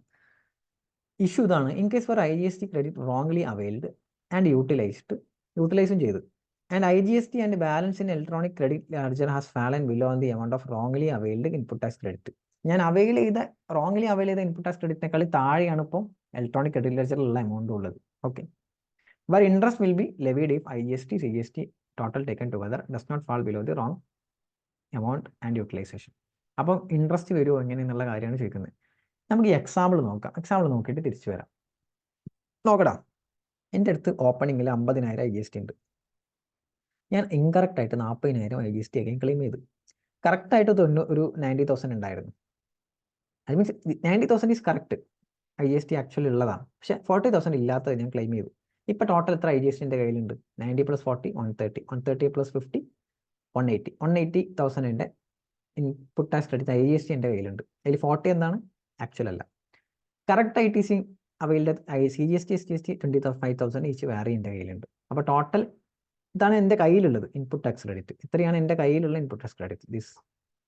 ഇത്രയും എൻ്റെ കയ്യിലുണ്ട്. അതിൽ 1,80,000 ടോട്ടൽ ചെയ്യാന്നുണ്ടെങ്കിൽ 1,80,000 IGST ആണ്. ഓക്കെ, ആൻഡ് 25,000 ഈച്ച് എന്ന് പറയുമ്പോൾ 50,000 CGSTയും SGSTയും കൂടി എൻ്റെ കയ്യിലുണ്ട്. ശരിയല്ലേ? ഓക്കെ, ഇനി എനിക്ക് ഔട്ട്പുട്ട് ടാക്സ് ലയബിലിറ്റി എത്രയാണ്? IGST 1,70,000 ആണ് എൻ്റെ ഔട്ട്പുട്ട് ടാക്സ് ലയബിലിറ്റി. അത് മാത്രമേ ഉള്ളൂ. ഞാൻ എന്താ ചെയ്യുക? നമ്മൾ ITC യൂട്ടിലൈസ് ചെയ്യുമ്പോൾ 1,70,000 കംപ്ലീറ്റ്ലി IGST മാത്രം എടുക്കും. ശരിയല്ലേ? നമ്മുടെ 1,80,000 ഉണ്ട്. സോ 1,70,000 മൊത്തം, ബാക്കി 10,000 IGST എൻ്റെ കയ്യിലുണ്ടാവും. Okay, fine. അപ്പോൾ ഇനി ബാലൻസ് നോക്കുകയാണെങ്കിൽ 10,000 IGST ഉണ്ടാവും, CGSTയിൽ 25,000 ഞാൻ യൂട്ടിലൈസ് ചെയ്തിട്ടില്ല, SGSTയിൽ 25,000 ഞാൻ യൂട്ടിലൈസ് ചെയ്തിട്ടില്ല. ഇത് ടോട്ടൽ ചെയ്യുമ്പോൾ എത്രയായി? 25 + 25 50 + 60 60,000 എൻ്റെ കയ്യിൽ ടോട്ടൽ ഇൻപുട്ട് ടാക്സ് ബാലൻസ് ഉണ്ടാവും. ഇവിടെ ടോട്ടൽ ചെയ്തിടാം 60,000. Okay, in this case incorrect ITC IGST availed was ₹40,000. Incorrect ആയിട്ട് അവൈൽ ചെയ്ത് 40 ആണ്. And IGST balance at the end of the period എത്രയാണ്? 10,000 ആണ്. 40 ഇല്ല, 10,000 ആണ്. However total balance is ₹60,000. നോക്കുമ്പോൾ ടോട്ടൽ ബാലൻസ് എത്രയുണ്ട്? ടോട്ടൽ ഇൻപുട്ട് ടാക്സ് ക്രെഡിറ്റ്സ് എൻ്റെ അടുത്ത് 60,000 ഉണ്ട്. ദാറ്റ് മീൻസ് റോങ്ലി അവൈൽ ചെയ്ത IGSTനേക്കാളും കൂടുതൽ എൻ്റെ അടുത്ത് എന്തുണ്ട്? ക്ലോസിംഗ് ബാലൻസ് ആയിട്ടുള്ള ഇൻപുട്ട് ടാക്സ് ക്രെഡിറ്റ് ടോട്ടൽ ഉണ്ട്. IGST എന്നല്ല ഞാൻ പറഞ്ഞ ടോട്ടൽ ഉണ്ട് എൻ്റെ അടുത്ത്. ഇവിടെ ഫുൾ IGSTയുടെ പെർസ്പെക്റ്റീവിലോട്ടാണ് പറയുന്നത്. ഞാൻ റോങ്ലി അവൈൽ ചെയ്തത് IGST ആണ്. ഓക്കെ, ഞാൻ മൊത്തം യൂട്ടിലൈസ് ചെയ്ത് പോയി, ബാക്കി നോക്കുമ്പോൾ IGST ഇല്ല, പക്ഷെ എന്നാലും ടോട്ടൽ നോക്കുമ്പോൾ അവിടെ അതിനേക്കാളും കൂടുതലുണ്ട്. 40,000 കൂടുതലാണ് 60,000. ഓക്കെ, അപ്പം വിച്ച് ഹാസ് നോട്ട് ഫാളൻ, അതെന്ത് ചെയ്തിട്ടില്ല? ഫാളൻ ബിലോ ആയിട്ടില്ല, ബിലോ ഇൻകറക്റ്റ് ITCനേക്കാളും കുറഞ്ഞിട്ടില്ല. അതുകൊണ്ട് അവിടെ എന്ത് വരില്ല എന്ന് പറഞ്ഞ്? ഇൻട്രസ്റ്റ് വരില്ല എന്ന് പറഞ്ഞു. അതുകൊണ്ട് ഇൻട്രസ്റ്റ് കൊടുക്കണ്ട, അത് റിട്ടേൺ കൊടുത്തോ, പക്ഷെ വിത്ത് ഇൻട്രസ്റ്റ് വേണ്ട. അപ്പോൾ ഒന്നും കൂടി പറയാം സിനാരിയോ. ഇത് ഇമ്പോർട്ടൻ്റ് ആണ്, ഇറ്റ്സ് ഇമ്പോർട്ടൻ്റ്. ഓക്കെ, ഇൻട്രസ്റ്റിൻ്റെ കേസാണ്. ഇവിടെ full purely from IGST perspective ആണ്. ഞാൻ IGST റോങ്ലി അവൈൽ ചെയ്തു. ദാറ്റ് മീൻസ് ഇല്ലാത്തൊരു IGST എടുത്ത്, ഇവിടെ 40,000 ആണ് എക്സാമ്പിൾ, 40,000 IGST എടുത്ത് ഞാനത് IGST ലയബിലിറ്റിയുമായിട്ട് യൂട്ടിലൈസും ചെയ്തു. ഇപ്പോൾ IGST എത്രയേ ഉള്ളൂ? 10,000 കയ്യിലുള്ളൂ. പക്ഷേ total input tax credit that means EGST SGST ഒക്കെ കൂടി കൂട്ടുമ്പോൾ എത്ര ഉണ്ട്? 60,000 ഉണ്ട് താൻ. അപ്പോൾ റോങ്ലി അവൈൽ ചെയ്ത 40,000 ഞാൻ റിട്ടേൺ കൊടുക്കണം. ശരിക്കും as per pi rule plus interest ഞാൻ തിരിച്ചു കൊടുക്കണം. അപ്പോൾ ഇവിടെ പറഞ്ഞ് റോങ്ലി അവൈൽ ചെയ്തത് 40,000. ഓൾറെഡി ഇപ്പോൾ ക്രെഡിറ്റ് ലെഡ്ജറിൽ എത്ര ഉണ്ട്? 60,000 ഉണ്ട് താൻ. ദാറ്റ് മീൻസ് ഇതിനേക്കാളും റോങ്ലി അവൈൽ ചെയ്തതിനേക്കാളും കൂടുതൽ ക്രെഡിറ്റ് ബാലൻസ് ഇപ്പോൾ ഉണ്ട്. ടോട്ടൽ ക്രെഡിറ്റ് ബാലൻസ്, അവിടെ IGST മാത്രമല്ല പറയുന്നത്, ടോട്ടൽ ക്രെഡിറ്റ് ബാലൻസ് അതിനേക്കാളും ഉണ്ട്. അങ്ങനെയാണെന്നുണ്ടെങ്കിൽ നിങ്ങൾ എന്ത് ചെയ്യണ്ട? അത് തിരിച്ചു കൊടുത്താൽ മാത്രം മതി. അതിൻ്റെ കൂടെ എന്ത് വേണ്ട? റിവേഴ്സ് ചെയ്താൽ മതി. അതിൻ്റെ കൂടെ എന്ത് വേണ്ട? ഇൻട്രസ്റ്റ് റിവേഴ്സ് ചെയ്യേണ്ട, ഇൻട്രസ്റ്റ് വേണ്ട. ഇത് മറ്റുള്ളതിന് വരില്ല കേട്ടോ. In only in the case of IGST. അതിൻ്റെ ലോജിക്ക് എന്തായിരിക്കും? IGST എനിക്ക് ഏതുമായിട്ടും സെറ്റ് ഓഫ് ചെയ്യണം. IGST ഏതുമായിട്ടും ചെയ്യാൻ പറ്റുന്ന കാര്യമല്ലേ? ഏതുമായിട്ടും സെറ്റ് ഓഫ് എന്നൊക്കെ നടക്കുന്നതല്ല IGST. അതുകൊണ്ട് തന്നെ ടോട്ടൽ ആയാലും മതി, ഇറ്റ്സ് ഇനഫ്. അവിടെ പ്രശ്നമില്ല, ഇൻട്രസ്റ്റ് കൊടുക്കേണ്ട ആവശ്യമില്ല. ഇവിടെ പോയാലും ആ ടോട്ടലിൽ അതുണ്ട്. നേരെ മറിച്ച് മറ്റ് ഹെഡ്സിന് അത് നടക്കില്ല. ഇന്റർ ഹെഡ് സെറ്റ് ഓഫ് അവിടെ ഇല്ല. മനസ്സിലായ? അതാണ് ഇതിന്റെ ലോജിക്ക് പറഞ്ഞ് ഞാൻ നേരം കളയുന്നില്ല. എന്നിരുന്നാലും ഞാൻ പറഞ്ഞു, I think it's fine. Okay, ഇത് കോംപ്ലിക്കേറ്റഡ് ആണ്, പക്ഷെ എന്നാലും അത് മനസ്സിലായി ഞാൻ വിശ്വസിക്കുന്നു. It's fine. ഇനിയും ഇത് മനസ്സിലായില്ല എന്നുണ്ടെങ്കിൽ U can just message me detail ആയിട്ട്. ഇതിനേക്കാളും ഡീറ്റെയിൽ ആയിട്ട് പറയാം, സമയപരിധി. ഓക്കെ, അപ്പോൾ ഡീറ്റെയിൽ ആയിട്ട് ഞാൻ പറഞ്ഞിട്ടുണ്ട്. Just message me. Okay okay, so it's fine. Okay, ഇത് ഇമ്പോർട്ടൻ്റ് ആണ്. ഞാൻ ഇമ്പോർട്ടൻ്റ് മാത്രം പറയുന്നില്ല. I think this is important, very important, very important. Okay okay, ഇനി താഴോട്ട് വരികയാണെന്നുണ്ടെങ്കിൽ ഇവിടെ ഒരു നോട്ട് ഉണ്ട്, കോമ്പൻസേഷൻ സെസിൻ്റെ ക്രെഡിറ്റ് ഇതിൻ്റെ കൂടെ കൂട്ടൂല എന്ന് പറഞ്ഞിട്ടുണ്ട് കേട്ടോ.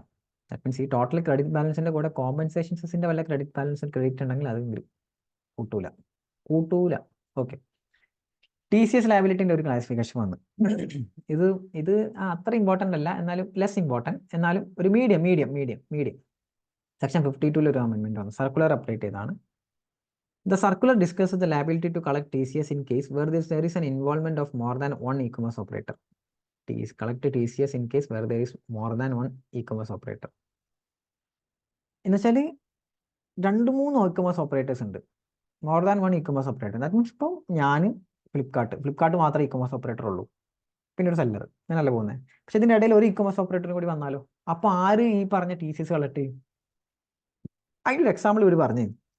ഗവൺമെൻറ് ഒരു ONDC നെറ്റ്വർക്ക് ഉണ്ട്, അതിൻ്റെ ഒരു എക്സാമ്പിളാണ് അഗ്രിഗേറ്റേഴ്സ്. ഇപ്പം ONDC is an app through which you can compare pricing of certain product instantly on different eco. ഇപ്പോൾ ആമസോൺ, ഫ്ലിപ്കാർട്ട്, എനിക്ക് ഈ ആപ്ലിക്കേഷൻ ഉപയോഗിച്ചിട്ട് ആമസോണോ ഫ്ലിപ്കാർട്ടിൻ്റെയോ പ്രൈസ് കമ്പയർ ചെയ്തിട്ട് ആ ആപ്പ് കൂടെ തന്നെ എനിക്ക് എന്ത് ചെയ്യാൻ പറ്റും? ഓർഡർ പ്ലേസ് ചെയ്യാൻ പറ്റും. സപ്പോസ് പറഞ്ഞ ആപ്പ് എനിക്ക് ഇപ്പോൾ ഞാനൊരു വാച്ച് വാങ്ങാൻ പോവാണ്, എനിക്ക് ആ വാച്ചിൻ്റെ പ്രൈസ് ഫ്ലിപ്കാർട്ടിൻ്റെയും ആമസോണിൻ്റെയും രണ്ടും ആ ആപ്പിൽ കാണിക്കും.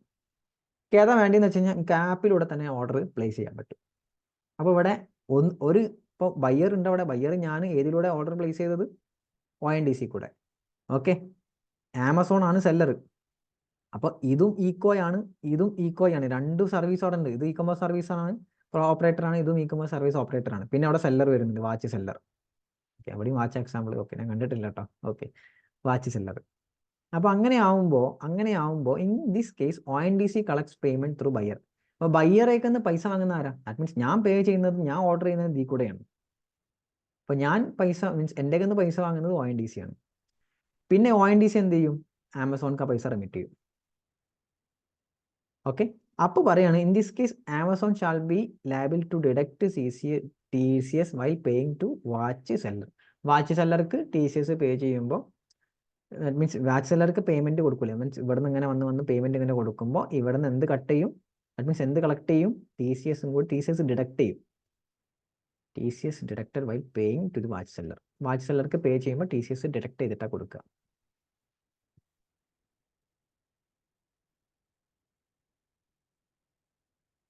Okay, I think it's fine. രണ്ടാമത്തെ എക്സാമ്പിൾ പറഞ്ഞത്, ഇത് ഭയങ്കര കോംപ്ലിക്കേറ്റഡ് ആക്കണ്ട, ജസ്റ്റ് കേട്ടിരിക്കുക, ജസ്റ്റ് ഓൺ ടൈം റീഡ് ചെയ്യുക, വിടുക. ഓക്കെ, ഞാൻ ഭയങ്കര ഇമ്പോർട്ടൻറ്റ് പറയുന്നില്ല.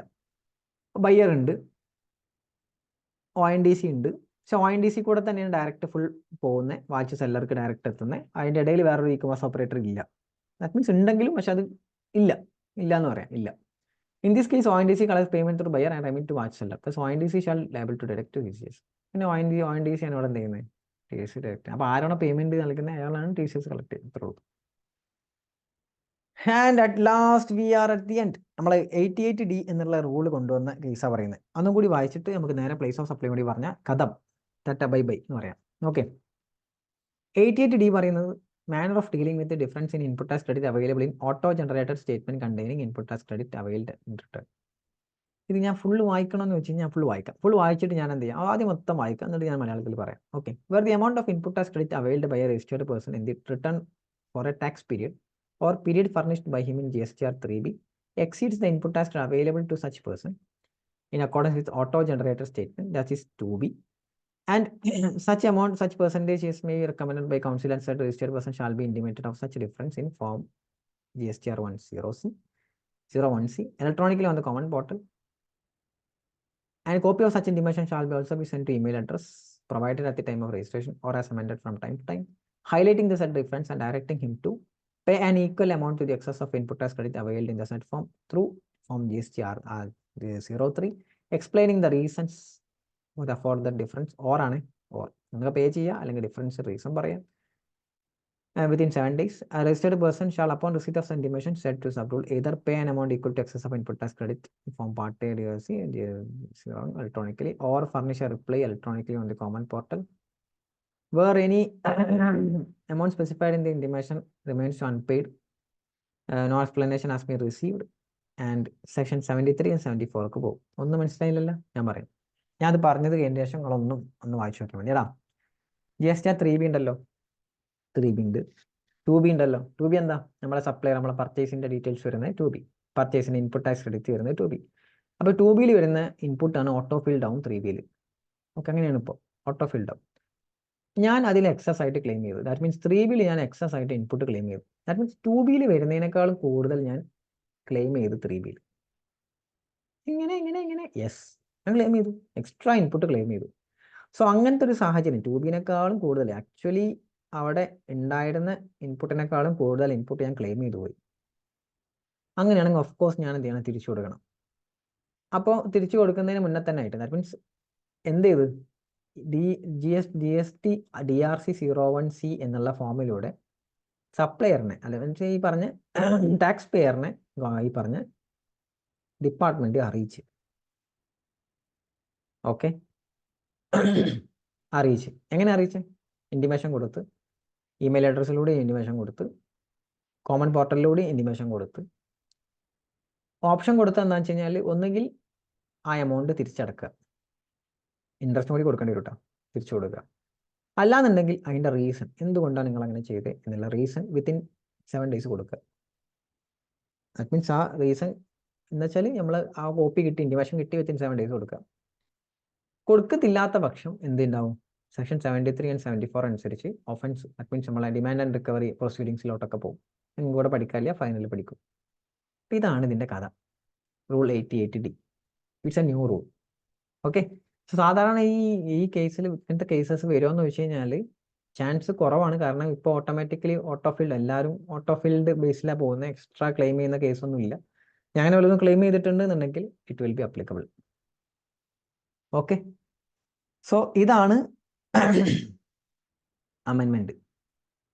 ഓക്കെ, ഇനി നമുക്ക് ആകെയുള്ള അമെൻമെന്റ് പ്ലേസ് ഓഫ് സപ്ലൈയുടെ കേസ് മാത്രമാണ്. Place of supply it's only applicable for CA inter, CMA ഇൻഡറിനില്ല. അപ്പോൾ ബിഫോർ ദാറ്റ് ഞാൻ ഇനി എല്ലാവർക്കും കോമൺ ആയിട്ടുള്ളൊരു കാര്യം പറയാനുള്ളത്, ഇപ്പം അമെൻമെന്റ്സിൻ്റെ എല്ലാ പോർഷൻസും 100% ഡിസ്കസ് ചെയ്തിട്ടുണ്ട്. Not more than this. That means ചില ടെക്സ്റ്റിൽ ഇല്ലാത്തതും അമെൻമെന്റ്സ് നമ്മൾ ഡിസ്കസ് ചെയ്തിട്ടുണ്ട് in detail and with example too. Okay, example അടക്കം പറഞ്ഞിട്ടുണ്ട്. ദെൻ പോകുന്നതിന് മുമ്പ് നിങ്ങൾ ഈ ലൈക്ക് ഒന്ന് ചെയ്യുക. താഴെ നിങ്ങളുടെ സജഷൻസ് പറയാം, നിങ്ങളുടെ കമൻറ്റ്, ക്ലാസ്സിനെ കുറിച്ചുള്ള അഭിപ്രായം നിങ്ങൾക്ക് പറയാം. അപ്പോൾ അതൊക്കെയാണ് ഞങ്ങളുടെ മോട്ടിവേഷൻ അല്ലേ. നിങ്ങൾ എന്തെങ്കിലും പറയുമ്പോഴാണ് നമുക്ക് വീണ്ടും വീണ്ടും ഇതേപോലെ ഫ്രീ ആയിട്ട് ക്ലാസ്സസ് എടുക്കാനും റിവിഷൻ ചെയ്യാനൊക്കെ തോന്നുന്നത്. അപ്പം നന്നായിക്കണമെങ്കിൽ നന്നായിക്കണമെന്ന് പറയാം, മോശമാണെങ്കിൽ മോശമാണെന്നും പറയാം. എന്തെങ്കിലും സജഷൻ ഉണ്ടെങ്കിൽ, ഇമ്പ്രൂവ്മെൻറ്റ് എന്തെങ്കിലും ചെയ്യണമെങ്കിൽ അതും പറയാം. അതൊക്കെ ഞാൻ സ്വീകരിക്കാറുണ്ട്. മുമ്പൊക്കെ ക്ലാസ് എടുക്കുമ്പോൾ ചില ഏരിയാസിൽ എന്നോട് മോശമാണെന്ന് പറയാറുണ്ട്, നിങ്ങളെ ക്ലാസ് റെഡി ആവാറില്ല, ഈ പോർഷൻ കുറച്ച് മോശമാണ്, അപ്പോൾ ഇങ്ങനെ ചേഞ്ച് ആവണം, അങ്ങനെ ചേഞ്ച് ആവണം എന്നൊക്കെ പറയുന്നവരുണ്ടായിരുന്നു കുറേ മുമ്പ് കേട്ടോ. ഇപ്പോൾ പിന്നെ അങ്ങനെ കേട്ടിട്ടില്ല. എന്നാലും അങ്ങനെ എന്തെങ്കിലുമൊക്കെ ഉണ്ടെന്നുണ്ടെങ്കിൽ യു ക്യാൻ സജസ്റ്റ്. ഓപ്പൺ ആണ് ഞാൻ. ആൻഡ് എന്തെങ്കിലും ക്വറീസ് അല്ലെങ്കിൽ എന്തെങ്കിലും ഫർദർ എന്തെങ്കിലും ഹെൽപ്പ് അല്ലെങ്കിൽ ഐഡിയയിലെ ഡൗട്ട്സ്, എനി സബ്ജക്ട്സിലെ doubts, you can just message me, always there for you all. അങ്ങനെ നിങ്ങൾക്ക് മെസ്സേജ് അയക്കാം, നിങ്ങളോട് കാര്യങ്ങൾ ഇത് ചോദിക്കാം. ആൻഡ് എന്തെങ്കിലും പഠിക്കുന്നതിൽ എന്തെങ്കിലും ഇഷ്യൂസ്, അല്ലെങ്കിൽ പഠിക്കാൻ പറ്റുന്നില്ല, അല്ലെങ്കിൽ എന്തൊക്കെയോ മൈൻഡിൽ വരുന്നു, ആകെ ഒരുമാതിരി ആയിരിക്കുന്നു, എന്തൊക്കെയോ പ്രശ്നങ്ങളുണ്ട്, ആൻഡ് അങ്ങനെയൊക്കെ ഉണ്ടെങ്കിൽ you can share your thing. I am a good listener too. ഞാൻ കേട്ടിരിക്കാൻ നല്ല സജഷൻസ് പറ്റുന്നതാണെങ്കിൽ ഞാൻ തരാം. അപ്പോൾ അങ്ങനെയൊക്കെ ഉള്ള ഉണ്ട്. You can connect with me always and always ready for you, for എന്താ പറയുക, to talk with you. Okay, ചില കുട്ടികളോടൊക്കെ അങ്ങനെ സംസാരിക്കാറുണ്ട്. അങ്ങനെ എന്തെങ്കിലും പ്രശ്നങ്ങളുള്ളവർ, അല്ലെങ്കിൽ എന്തെങ്കിലും പഠിക്കാൻ പറ്റാത്തവർ, സജഷൻസ് വേണ്ടവർ, U can just message me. പിന്നെ അതിൻ്റെ കൂട്ടത്തിൽ പറഞ്ഞു എന്നുള്ളൂ. ആൻഡ് എന്താ പറയുക, ഏതൊരു റീലിലൊരാൾ പറഞ്ഞ പോലെ, ഹൃദയം തരണേ കൂട്ടുകൂടണേ ഹൃദയം തരണേ ഹൃദയം. ഓക്കെ, ഹൃദയം. ഓക്കെ, ഇങ്ങനല്ലേ എനിക്കറിയില്ല. ഓക്കെ, എങ്ങനെയാടാ അത്? ഓക്കെ, ഇത് ദിസ് വൺ. ലവ് ചിഹ്നൊന്നും അറിയില്ല. CA എടുത്താനുള്ള പ്രശ്നം അതാണ്. മീൻസ് CA CMA പ്രൊഫഷണലൊന്നും ഈ പറഞ്ഞ സാധനം ഉണ്ടാവില്ല. Okay, so place of supply. ഞാൻ വിഷയത്തിൽ നിന്ന് തെന്നി മാറുന്നു സാറേ. ഓക്കെ, CMAക്കാരെ ടാറ്റ ബൈ ബൈ, നിങ്ങൾ പോയിക്കോ. സി എക്കാരെ മതി. സി എം എക്കാർ പൊയ്ക്കോ പൊയ്ക്കോ പൊയ്ക്കോ നിൽക്കണ്ട, പൊക്കോ പൊക്കോ പൊക്കോ പൊക്കോ പൊക്കോ പൊക്കോ പൊക്കോ. സി എക്കാർ വാ. Okay, place of supply is not applicable for C M A inter, it is only applicable for C A inter. എടാ പ്ലേസ് ഓഫ് സപ്ലൈ നിങ്ങൾ കുറേപാട് പ്രൊവിഷൻസ് നിങ്ങൾ പഠിക്കും. അവിടെ സെക്ഷൻ 12 സബ്സെക്ഷൻ 3 ഉണ്ട്, സെക്ഷൻ 13 ഉണ്ട്, അങ്ങനെ ഒരുപാട് സെക്ഷൻ 10 ഉണ്ട്, 11 ഉണ്ട്. അത് IGST ആക്ടിലായിട്ട് വരും. This all under IGST act ആണ്, CGST ആക്ട് അല്ല. This all place of supplies under IGST act. This is IGST act. IGST ആക്ടിലാണ് വരിക. ഓക്കെ, അപ്പോൾ ഇതിൽ ഫസ്റ്റ് വരുന്നത് place of supply of advertisement services ആണ്. Advertisement services,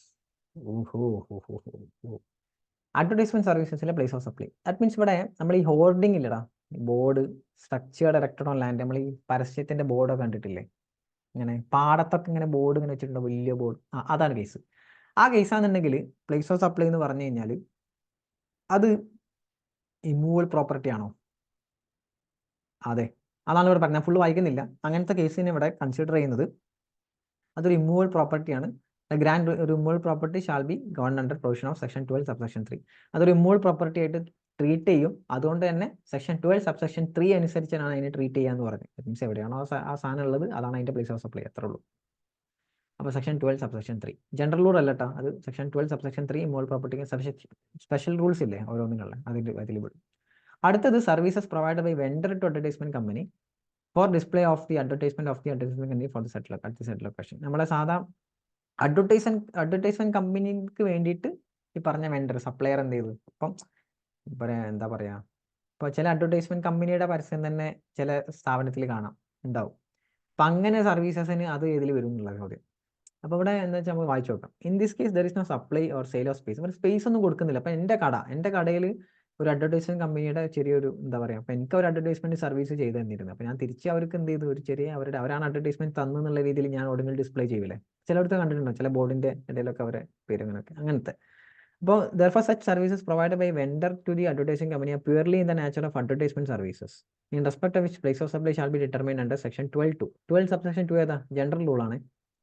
this is general rule, specific റൂളിൽ വരില്ല, ജനറൽ റൂൾ ആണ്. അത് ഓർത്തിരുന്നാൽ മതി. ഓക്കെ, ജനറൽ റൂൾ ആണ് വരിക. അത് ഭയങ്കര ഇമ്പോർട്ടൻ്റ് ആണെന്ന് പറയുന്നില്ല, just you can read and leave, അത്രേ ഉള്ളൂ. Okay, general rule general. അപ്പോൾ അത് അഡ്വർടൈസ്മെന്റ് സർവീസ് ആണ്. ഒരു അഡ്വർടൈസ്മെന്റ് കമ്പനിക്ക് ഞാൻ വെണ്ടറായി ഞാൻ എന്ത് ചെയ്തു, ഞാൻ സപ്ലയർ ആയി ഞാൻ നോർമൽ ആയിട്ടുള്ള ഞാൻ ഒരു ഹോർഡിങ് എന്തോ ഒരു ചെറിയൊരു ബാനർ എന്തോ ഞാൻ വെക്കാൻ സമ്മതിച്ചു. So it's advertisement service. So section 12 subsection 2 അനുസരിച്ച് ജനറൽ റൂൾ അനുസരിച്ച് ഞാൻ പ്ലേസ് ഓഫ് സപ്ലൈ കണക്കാക്കണമെന്ന് പറഞ്ഞു. ഓക്കെ, അടുത്തതും it's not important, colocation data centre service ആണ്. ഒരു ബിസിനസ് അല്ലെങ്കിൽ ഒരു കമ്പനീൻ്റെ ഒരു റെന്റ് അവരെ ഓൺ പർപ്പസിന് തന്നെ, ഓൺ സർവീസിന് തന്നെ, അല്ലെങ്കിൽ on IT department, IT wing, അത് എന്ന് വെച്ചാൽ മെയിൻ ഹോസ്റ്റിംഗ് ആയിരിക്കും. That means IT related hosting, information technology, infrastructure keep ചെയ്യാൻ വേണ്ടിയിട്ട് ഒരു റൂം സെപ്പറേറ്റ്ലി അവർ മീൻസ് റെന്റിന് കൊടുത്ത പോലെ, ദാറ്റ് മീൻസ് ഓൺ IT വിങ്ങിന് റെന്റിന് കൊടുത്ത ഒരു കേസ് വരികയാണെന്നുണ്ടെങ്കിൽ അങ്ങനത്തെ കേസിന് ദാറ്റ് മീൻസ് അവരെ തന്നെ സ്വന്തം, അങ്ങനത്തെ കേസിന് ഏത് ഇതനുസരിച്ച് അത് ഇമ്മൂവൽ പ്രോപ്പർട്ടി ആയിട്ടാണ് ട്രീറ്റ് ചെയ്യുക. ദാറ്റ് മീൻസ് ഇമ്മൂവൽ പ്രോപ്പർട്ടി മേലെ പറഞ്ഞ പോലെ സെക്ഷൻ 12 സബ്സെക്ഷൻ 3 അനുസരിച്ചാണ് പ്ലേസ് ഓഫ് സപ്ലൈ ഡിറ്റർമിൻ ചെയ്യുന്നതെന്ന് പറഞ്ഞു. ഓക്കെ, അത് മാത്രമല്ല, പക്ഷെ അതിൻ്റെ ഉള്ളിൽ ഈ പ്രോപ്പർട്ടി മാത്രമല്ല, അവിടെ എന്തും കൂടി ഉണ്ട്, ഇൻഫർമേഷൻ ടെക്നോളജി സർവീസസ് കൂടി നടത്തുന്നുണ്ട്. ഹോസ്റ്റിംഗ് അല്ലെങ്കിൽ ഇൻഫർമേഷൻ ടെക്നോളജി ഇൻഫ്രാസ്ട്രക്ചർ പ്രൊവിഷൻസും കൂടി അവർ ചെയ്യുന്നുണ്ട്. അങ്ങനെയാണെങ്കിൽ അതിന് ഏതിൽ ഡിറ്റർമിൻ ചെയ്യും, സെക്ഷൻ 12 സബ്സെക്ഷൻ 2 അനുസരിച്ച് പോകും. അപ്പോൾ ഇതിൽ ഏത് വരും, സെക്ഷൻ 12 സബ്സെക്ഷൻ 3 ആണോ, സെക്ഷൻ 12 സബ്സെക്ഷൻ 2 ആണോ എന്നുള്ള സംശയമായി. കാരണം അവിടെ റെന്റ് പോകുന്നുണ്ട്, റെന്റ് സ്പേസ് തരുന്നുണ്ട്, പക്ഷെ അത് മാത്രമല്ല അതിൻ്റെ കൂട്ടത്തിൽ ഇൻഫർമേഷൻ ടെക്നോളജി സർവീസസും കൂടി തരുന്നുണ്ട്. അപ്പോൾ പറഞ്ഞു it is clarified that place of supply of such services shall be determined section 12 subsection 2 of the IGST act. അപ്പോൾ കോമൺ ആയിട്ട് അവിടെ പറഞ്ഞ് സെക്ഷൻ 12 സബ്സെക്ഷൻ 3 ആയിട്ട് കണക്കാക്കണം. കാരണം വെച്ചാൽ ഇത് പ്യുവർലി ഇതിന്റെ മെയിൻ ആക്ടിവിറ്റി എന്താ, കോർ ആക്ടിവിറ്റി എന്താ, ഈ പറഞ്ഞ റൂമാണോ അല്ലെങ്കിൽ ഇൻഫ്രാസ്ട്രക്ചർ റൂമായിരിക്കും തരുന്നത്.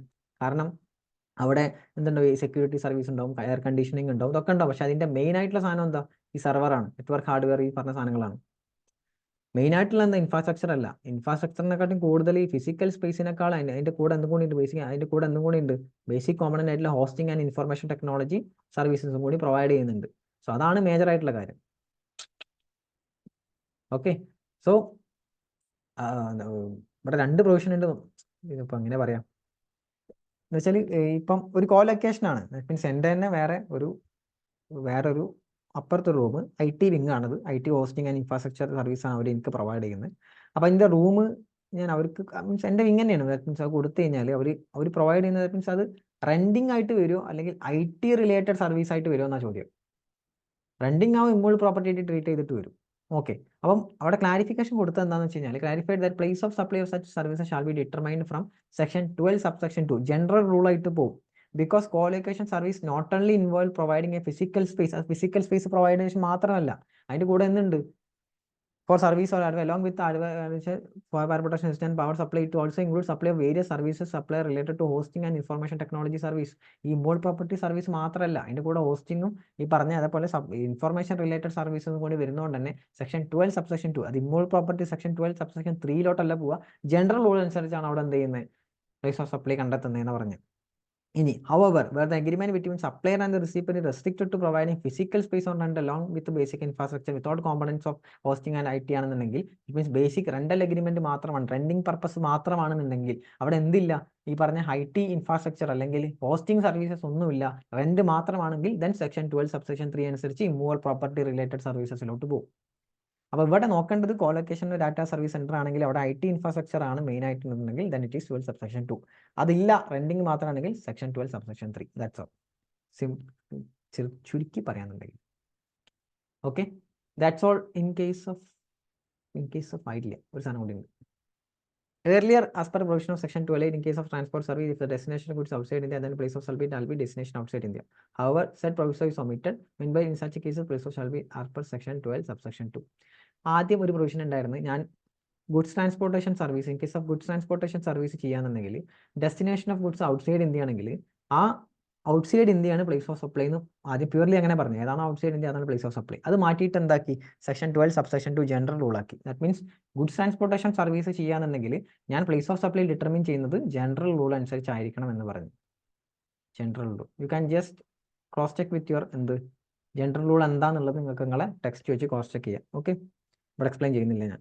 ജനറൽ റൂൾ അവിടെ ലൊക്കേഷൻ റിസീപ്പിയൻ്റെ ലൊക്കേഷൻ ആണോ സർവീസിൻ്റെ ലൊക്കേഷൻ ആണോ അങ്ങനെ എടുക്കുന്ന റൂൾ. ഓക്കെ, അയ്യോ ഏതാണ് അവൈലബിൾ അങ്ങനെ എടുക്കുന്ന റൂളില്ല അത്. Okay, last supply of goods to unregistered person. Okay, where the supply of goods is made to a person other than a registered person, the place of supply shall not withstanding anything under clause A or B, the location of the address of the said person recorded in the invoice issued of the said supply, location of the supply where the address of the said be not recorded in the invoice. എടാ ഒരു unregistered person ആണ് ഞാൻ supply ചെയ്യുന്നതെന്നുണ്ടെങ്കിൽ അങ്ങനെയാണെങ്കിൽ അതിൻ്റെ place of supply ഏതാടാ location as per the address of the said person recorded in the invoice issued. ആ പേഴ്സൻ്റെ അഡ്രസ്സ് ഇൻവോയ്സ് ഇഷ്യൂ ചെയ്യുമ്പോൾ അതിൻ്റെ അഡ്രസ്സ് അല്ലെങ്കിൽ location of the supplier. Okay, ആളുടെ അഡ്രസ്സ് ഇല്ലാന്നുണ്ടെങ്കിൽ രജിസ്റ്റേർഡ് പേഴ്സൺ അൺരജിസ്റ്റേർഡ് പേഴ്സൻ്റെ അഡ്രസ്സ് ഇല്ലാന്നുണ്ടെങ്കിൽ ആ സപ്ലയറുടെ location. Okay, so these are the amendments. Okay, so I covered 100%, I believe, and that's my confidence. 100% cover ചെയ്തില്ലേ? ഏകദേശം എല്ലാ ടോപ്പിക്സും കവർ ചെയ്തു, എല്ലാ ഏരിയസും ടച്ച് ചെയ്തു പോയി. ആൻഡ് ഇനി ഒന്നുമില്ല, അമെൻമെന്റ്സ് ഒന്നുമില്ല. ഇത് പ്യുവർലി ഇത് നോക്കിയാൽ മതി, എക്സാമിന് തൊട്ട് മുന്നേ നോക്കിയാലും മതി. ഓക്കെ, പക്ഷേ ഇതിൽ December 23 വരെയുള്ള അമെൻമെന്റ്സ് ഇല്ല, അതിന് ശേഷം ദാറ്റ് മീൻസ് November 23 മുതലുള്ള അമെൻമെന്റ്സ് ഇല്ല, അതിന് ശേഷമുള്ള എല്ലാ അമെൻമെന്റ്സും കവർ. അത് വരെയുള്ള അമെൻമെന്റ്സ് വേണമെന്നുണ്ടെങ്കിൽ യു ക്യാൻ ജസ്റ്റ് വാച്ച് എൻ്റെ ചാനലിൽ തന്നെ ആ വീഡിയോ ഉണ്ട്, ആ ഒരു അമെൻമെന്റ് വീഡിയോ ഉണ്ട്, can just watch it. And all areas covered, all areas. Okay, എല്ലാ ഏരിയയും കവർ ചെയ്തിട്ടുണ്ട്. ആൻഡ് എൻ്റെ മാക്സിമം എഫേർട്ട് ഞാൻ ഇട്ടിട്ടുണ്ട്. ആൻഡ് നിങ്ങളും എഫേർട്ട് ഇടാം maximum. And study well, study hard, നന്നായിട്ട് ഉഷാറായിട്ട് പഠിക്കുക. ഉഷാറായിട്ട് നല്ല മാർക്ക് സ്കോർ ചെയ്യാൻ പറ്റും. IDT ഒക്കെ നല്ല DT നല്ല മാർക്ക് സ്കോർ ചെയ്യാൻ പറ്റുന്നതാണ്. ഈവൻ CA CMA ആണെങ്കിലും ഏതാണെങ്കിലും DT and DT paper it's a huge, എന്താ പറയുക, മാസ് പേപ്പർ. ഓക്കെ, നന്നായിട്ട് സ്കോർ ചെയ്യാൻ പറ്റുന്ന പേപ്പറാണ്. Score maximum. Okay, no mercy. Okay, maximum score ചെയ്യുക. എന്തെങ്കിലും ഡൗട്ട് ഉണ്ടെങ്കിൽ ചോദിക്കുക, എന്ത് ഡൗട്ട് ആണെങ്കിലും ചോദിക്കുക, എന്തെങ്കിലും ഹെൽപ്പ് ആണെങ്കിൽ ചോദിക്കുക. And I am always there. വീണ്ടും പറയുന്നത് എന്തെങ്കിലും ഉണ്ടെങ്കിൽ ചോദിക്കുക. You can just ask me. And further podcast ഒക്കെ ഇനി വരുന്നതാണ്, അപ്പോൾ നമുക്ക് അതിലൂടെ ഒക്കെ കാണാം. ആൻഡ് ഫർദർ റിവിഷൻ വീഡിയോസ് ഒക്കെ നമുക്ക് ആലോചിക്കാം, വരാം. Thank you for watching this video. Like ചെയ്യുക, സബ്സ്ക്രൈബ് ചെയ്യുക, കമൻറ്റും ചെയ്യുക. And always take it easy, make it easy. By.